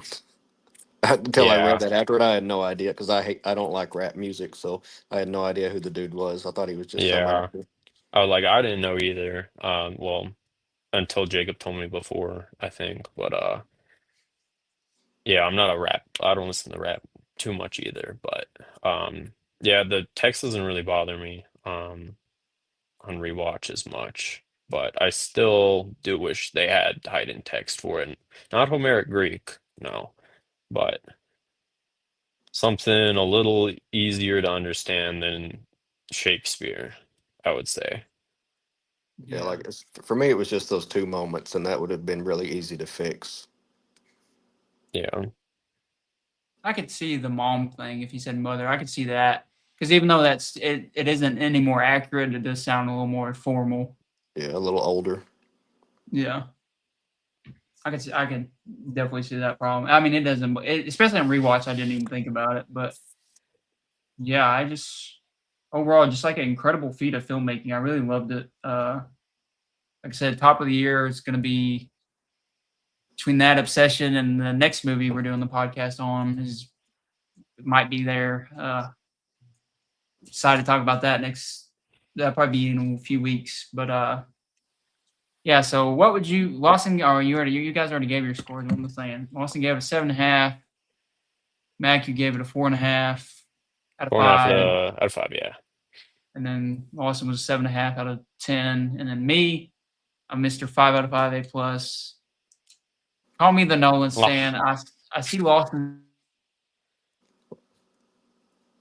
face. I know he knows that. He's like, I don't care. I love it. But I knew with Christopher Nolan, you'd be over there glazing your pants, but yeah. I Hey, you know what? anticipated that. My pants were creamy, and yeah, I just absolutely I get some of the issues, but for me they didn't. Especially on rewatch, they went away. I just like 5 out of 5. I liked it even more on rewatch. I'm excited to watch it again. I wish I could go see it in IMAX, but I'm probably not going to be able to, unfortunately. So that yeah. sucks. But you Where know, would you guys Where would you guys rank this on Nolan's filmography? Because he doesn't have that big of a filmography so far. yeah, I think he has. I've seen all of his films. So let Let's me see, count them. have around 15, Let me something count like it for you. that. Let me count it for you. I'm Because gonna I think I can do it off the top of my head. Actually, I don't even look it up. I'm gonna guess Inception. 16 films. That's Okay. my guess. Inception, Prestige, Interstellar, The Dark Knight trilogy. That's 6. Uh, okay. Inception, Prestige, Interstellar, Dark Knight trilogy, Memento, The Following.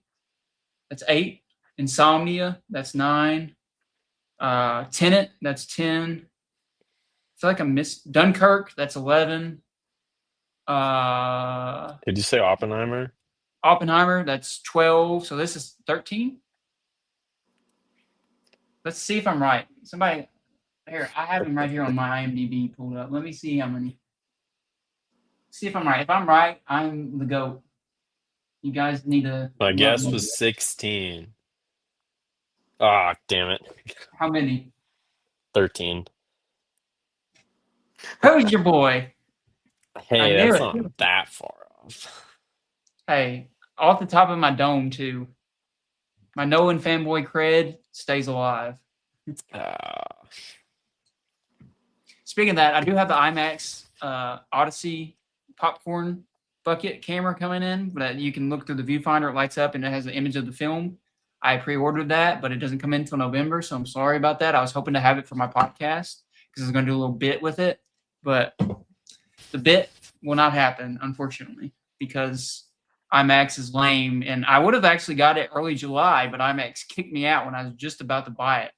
So, because somebody apparently bought it, I was in line and it kicked me out on their website. So, whatever. I got it eventually, but it won't be here till Thanksgiving. So,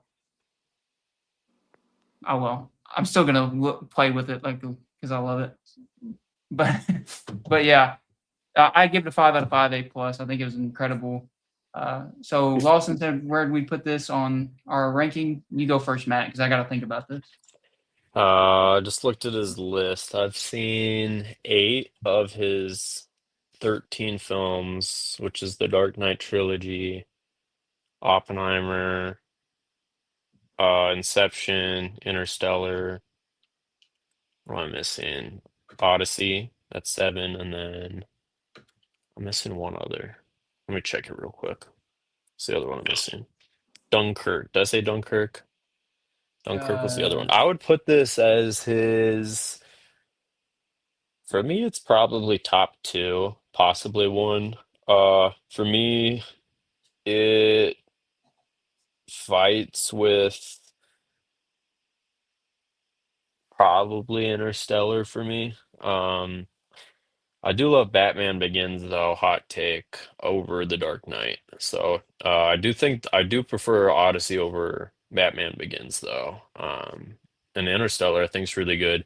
For what it's worth, Interstellar is an original. So I don't know. Just from a filmmaking aspect, I think this is his best, just like film overall, just from all the effort he put into this and creating it. Um, Maybe because it's adaptation.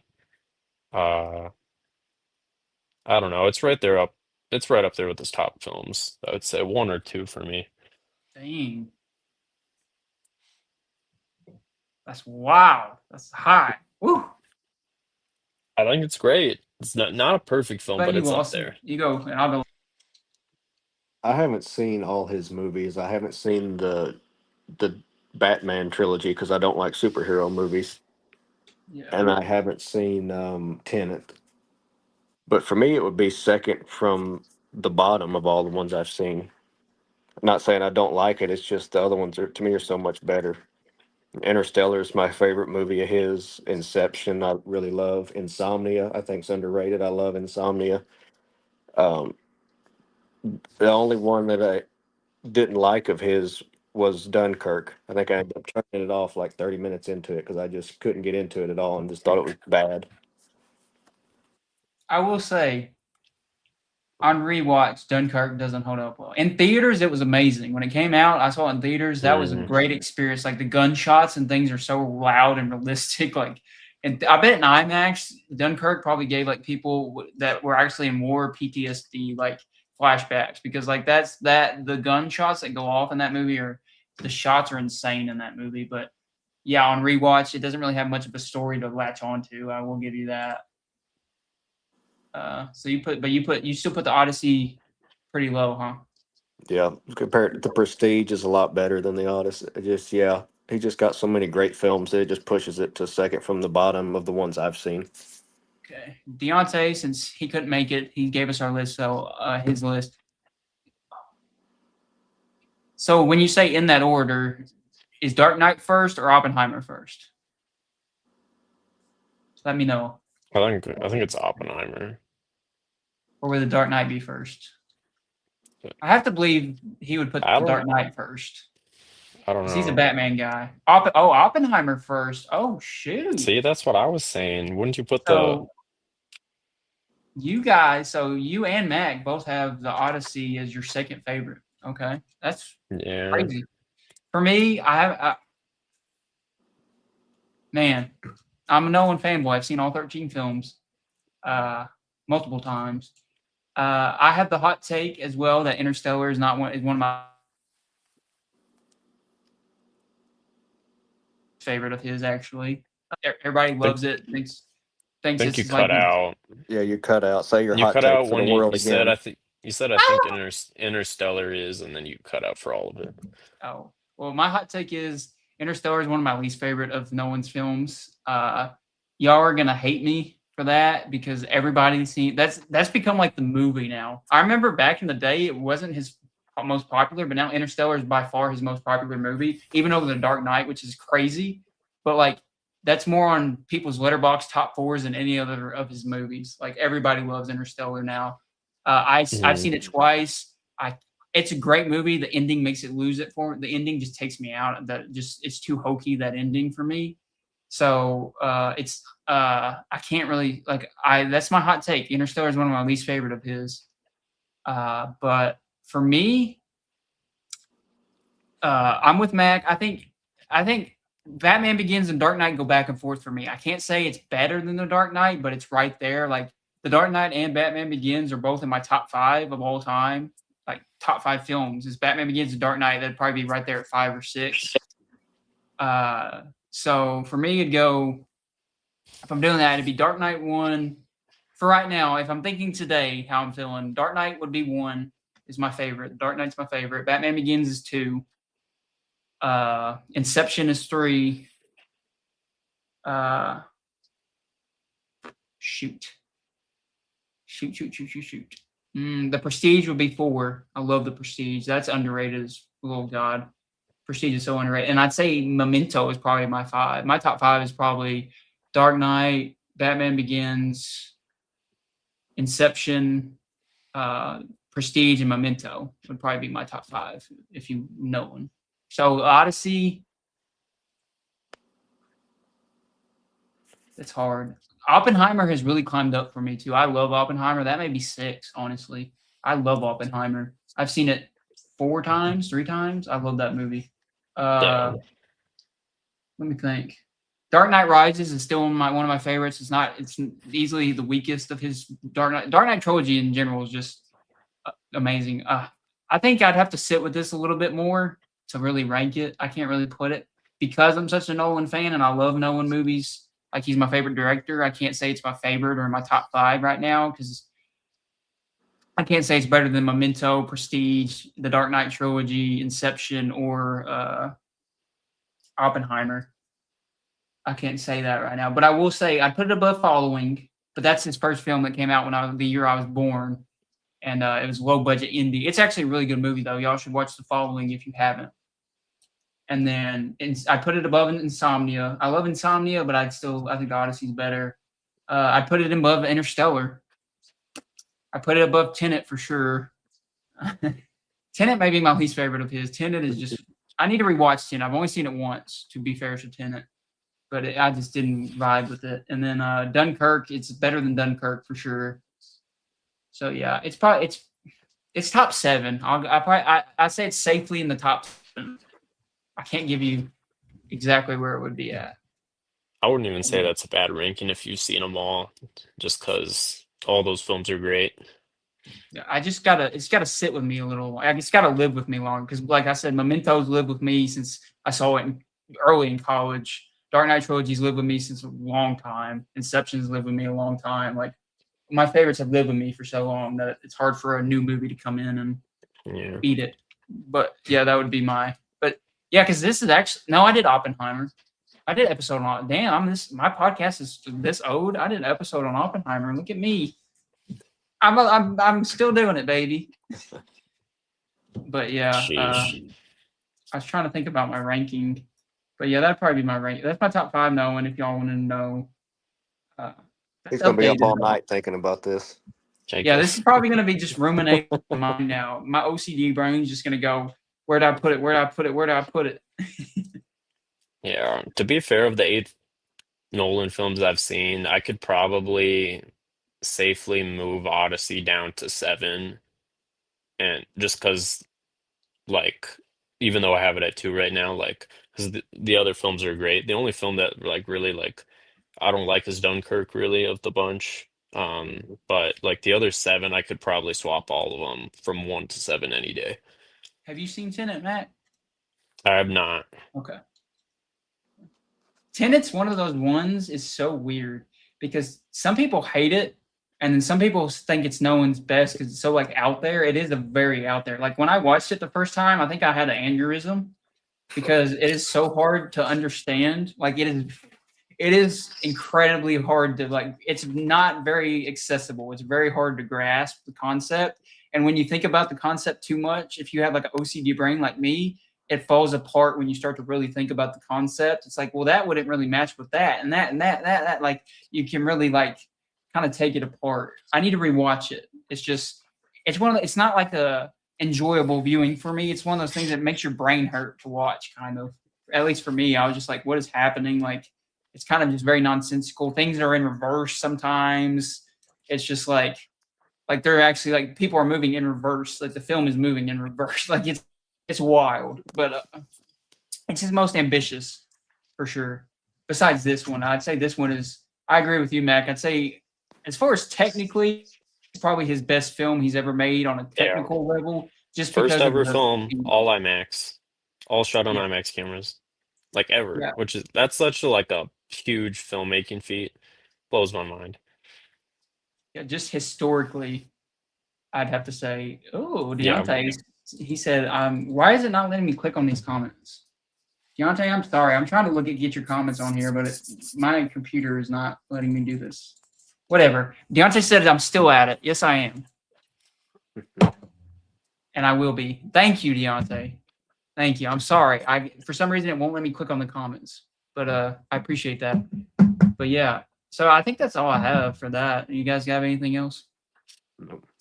no The sir. Odyssey. All right, so this is my part where I do my A24 pitch, but this is gonna be a little different. I've been waiting. I've been waiting, guys. I've been waiting. So it's been announced that A24 has signed a big deal with the Google. The Google. Come on, A24. What did you? Okay, I just have to do this because I feel like as a film lover, it would be irresponsible, especially because I am known as the A24 stan, that I would sell my body to A24. I feel like that's been kind of, and it sucks also because I have an A24, so much A24 merch that what am I supposed to do with this merch? Because like I can't just sell it to anybody because like people around here are like, what's A24, yo? Like, I can't really, I don't know what to do with my A24 merch because I'm kind of boycotting them low key. Because if y'all didn't know, they signed like a $75 million deal with Google's AI to start using AI in filmmaking a lot more. And their reasoning was because they wanted to give filmmakers a seat at the table for the AI implements into filmmaking. But that's such a bullshit excuse. Let's be honest. They're just giving in to AI, and people. I'm happy. A lot of people are fighting against AI right now, and I'm so happy about that because we should be fighting against AI. It's really bad for the environment. It's not good for creatives. There's only a few fields I think it's good at. Maybe the medical field, it could probably help, but like you don't need it for creatives. You don't need it for it's killing, like Deontay says in the comments, killing creativity.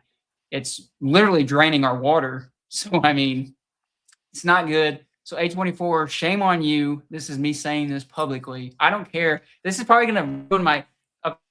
For 3 years, I've begged this company to hire me. 3 years. It's been a segment. Me and Deontay were talking about editing like a whole little thing where it's like Jacob's A24 beg or plead or whatever. Like it's become montage. Yeah, it's become a bit. So like I feel like I have to retract it now because I don't want to be associated with them anymore. Unfortunately, I'm sorry, A24. You suck. You should really not side with the enemy. You shouldn't side with a big company like Google. You're supposed to support indie filmmakers, not give in to big corporations taking you over and because they're slowly becoming a private equity firm, and that's not good. You don't want private equity in filmmaking at all because that's just trying to sell all things to make money for richer people to get richer. That's not good. That doesn't help indie filmmaking at all.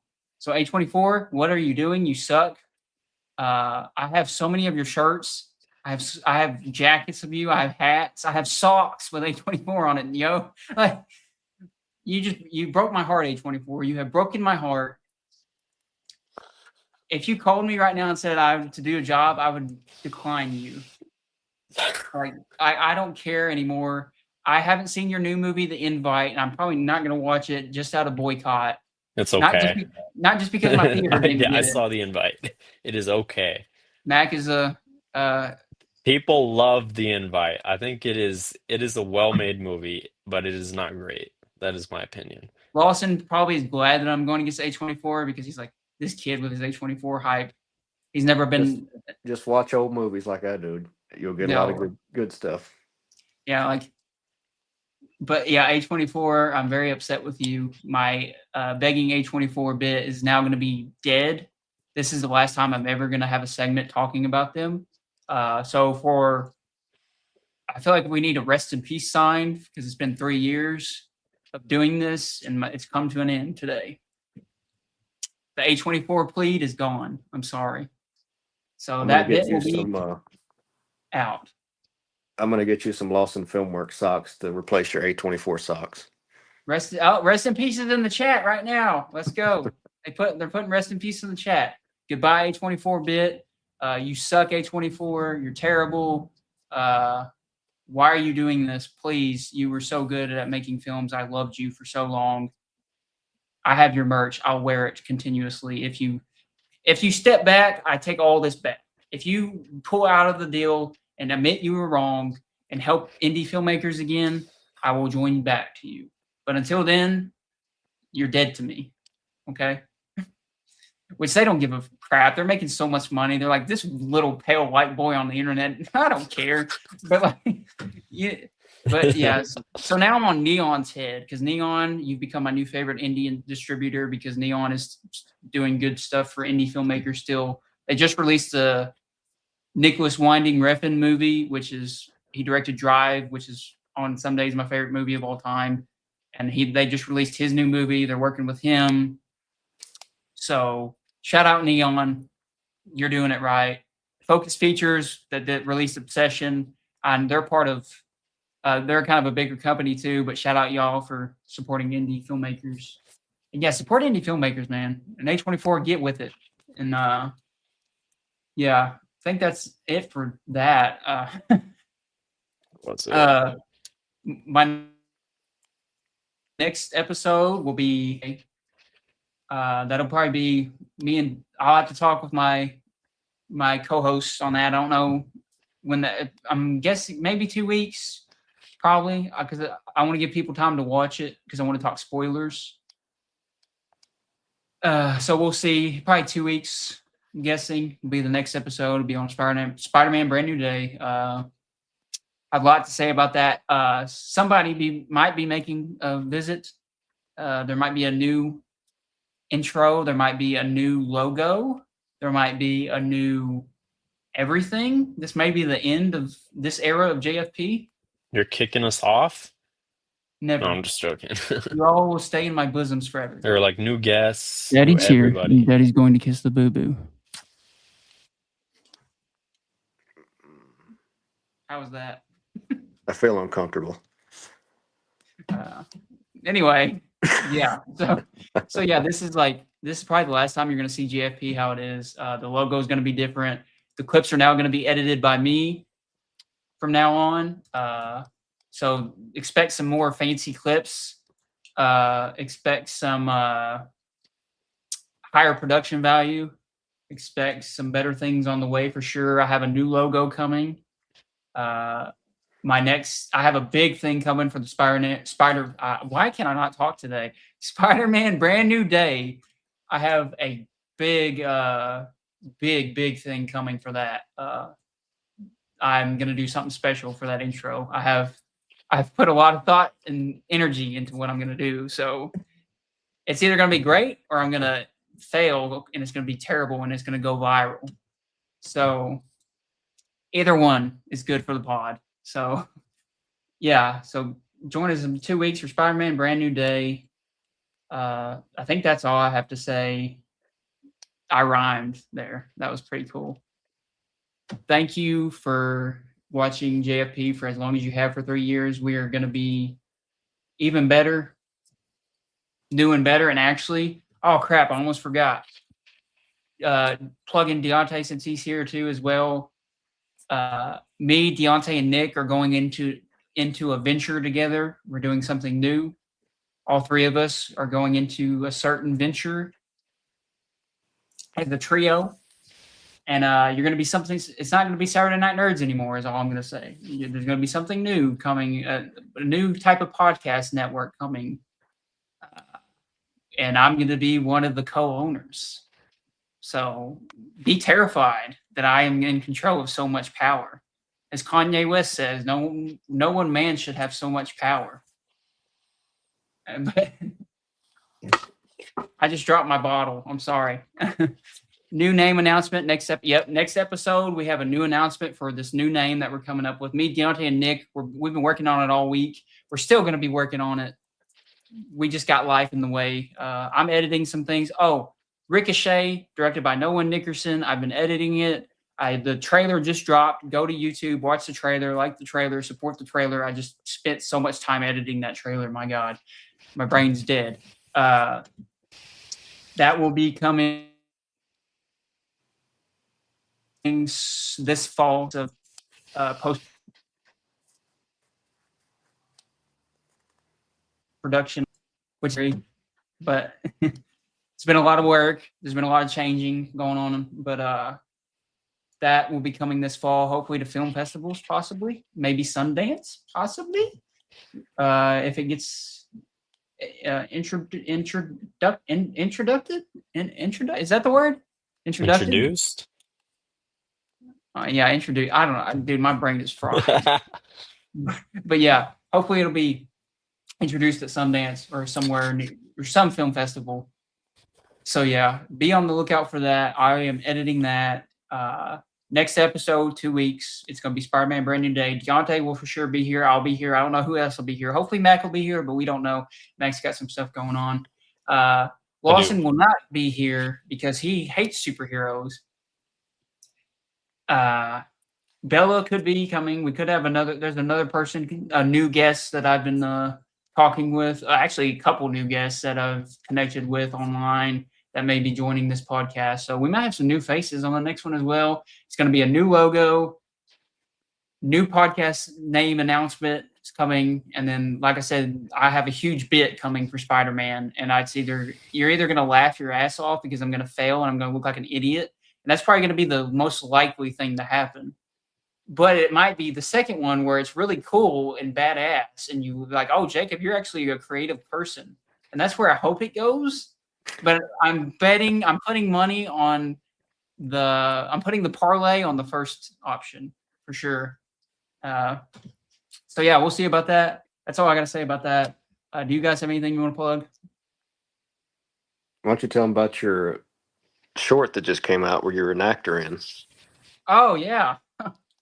that me, you, and Nick all did at my house. Wow, Jacob, you're really directed by our good friend Nick. You're just gonna leave him out in the cold. You know what? Nick has abandoned us on this podcast. He's like our father that went for milk and never came back.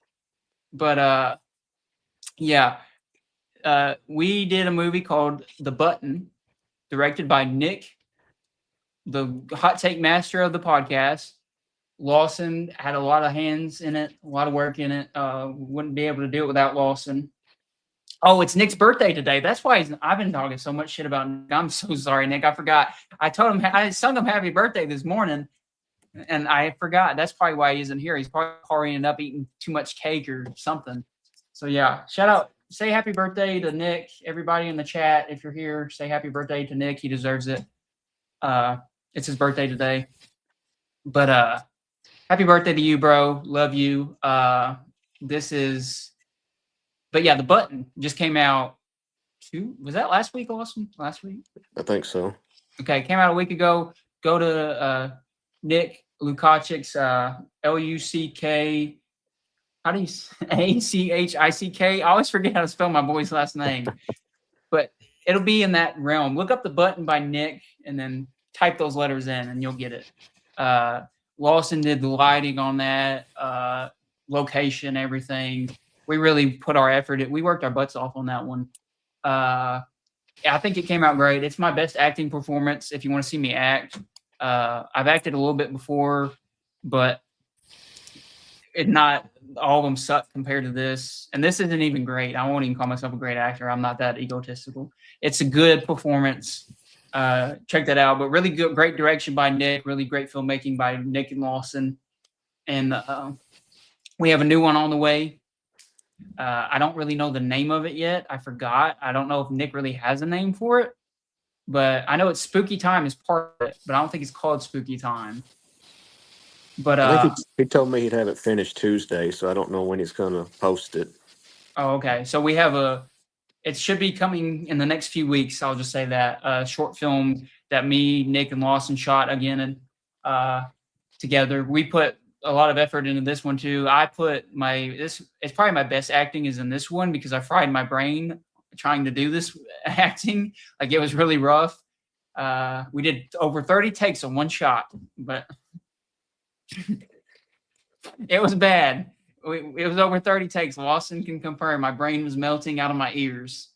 And he was like the dude in the Trojan Horse. He said, "No, we're not pausing. Just shoot it. Yeah, like I was torturing myself for this film. So please, when it comes out, I forgot the name of it. I will post it on all my socials. So just check my socials for that one. Check or just follow Nick. Actually, just follow Nick's socials. He'll post it. He's going to come out with a production page too soon. So I'll post that when that comes out because he said he was going to make a page for his film stuff. He still hasn't, but hopefully he does soon. So more people can see it than just his private Facebook and stuff. But yeah, that's coming soon. I acted in that as well. I think it's my best performance. I don't know. I haven't seen the footage yet. I just did send in my last voiceover for it like a week ago. So I had to do some voiceover. It's going to be more complex. I don't know how it's going to come together, but I think it'll be cool. So if you like true crime, serial killer, true crime stuff, this is going to be right up your alley. It's on that. If you want to see me get terrorized by a serial killer, that kind of happens, So like, if you hate me, if you hate this podcast, if you hate this face, if you hate this voice, like I know you probably do, then you'll want to watch it because I'm being tortured in it. Or watch it knowing that I was tortured making it because I melted my brain trying to do one take of a scene. But yeah, I think that's about it for me. I can't believe I didn't almost plug that. Thank you, Lawson, for jogging my memory. I feel so bad. And I've still got DVDs of my movie, The Not So Great Outdoorsman, for sale. If anybody wants to hit me up on Facebook. Yeah, he still has DVDs. Buy them all. Buy actually, and because I have one. I got it for free though, but that's because I helped on it. But yeah, buy it. Watch it multiple times. Review it. Is it on IMDb? Yep. Review it on IMDb. Give it 10 out of 10, or I will find you. And you don't want me to find you. Trust me. Lawson knows this. I haunt his dreams. But yeah, that's about it. Mac, do you have anything new creative in the works? No, but do follow me on Letterboxd. My handle is right below my name. At my name, no space. Oh yeah, follow Mac. Oh, I will say Mac possibly. I'm gonna say this just because you may forget. Mac may be making some shorts in the future. He mentioned that he could be making some shorts, so be on the lookout for that. Follow him on Letterboxd for sure. But yeah, be on the lookout for that. Yeah, I'll give an Max, update. I'll give an update if I am. The plan is hopefully this fall I'll be making some shorts, like film shorts. No short films, but at least film shorts. And hopefully I'll post some links in the comments on the next podcast if I'm around. Yes, Mac is gonna be the next Curry Barker, but better. We are. Oh, I should really plug myself better. I am actually in the process of writing my first script for my short. I will be directing my first short in the next year, hopefully.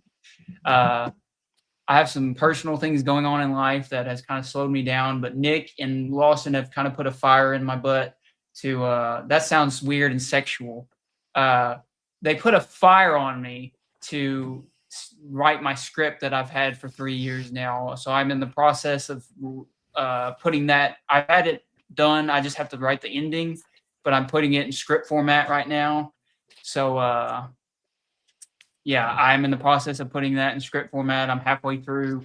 Be on the lookout for more updates on that. Hopefully, I'll be able to direct my first short in the next year. If everything, hopefully, shorter than that. Hopefully, the next 6 months would be nice because I would love to. I would love to finally show my directing skills and not just be the actor and the helper. But we'll see about that. I may suck, so I probably will suck, but we'll see. But yeah, be on the lookout for that. I don't know that I don't have a title for that either. I'm sorry. I still got to come up with a title for that. But yeah, I think that's it. So yeah, Spider-Man Brand New Day in 2 weeks. That is probably going to be the biggest episode. It's episode 30 of the podcast, actually. So episode 30 is going to be a big thing. Like I said, a few special guests, maybe a special spider coming by. You never know. There's going to be a great bit at the beginning, and we're going to have new logos for JFP, new everything for it's going to be a brand new look, background, everything, and then we're going to have probably the name for the new Deontay or Nick are joining on to. So, yeah, episode 30 is the final episode of SNN. So, yeah, the final episode of SNN, 30 episodes. So it's been it'll be a nice ride. So coming for the last episode of SNN, we're not going away. We're just not going to be SNN anymore. We're coming back with a better, cooler name, I think. No offense, Deontay. But we're going to have a better name. I think we're going to have a better team together. I think a more creative team. I think I'm really excited for the future for sure. But yeah, that's all I got. Come for the final episode. Go watch Spider-Man. Go watch the Odyssey. Go watch Obsession if it's still in your theaters. It's still in my theater, shockingly. Go watch it. It's doing great. Indie horror is great. I hate you, A24. Peace out.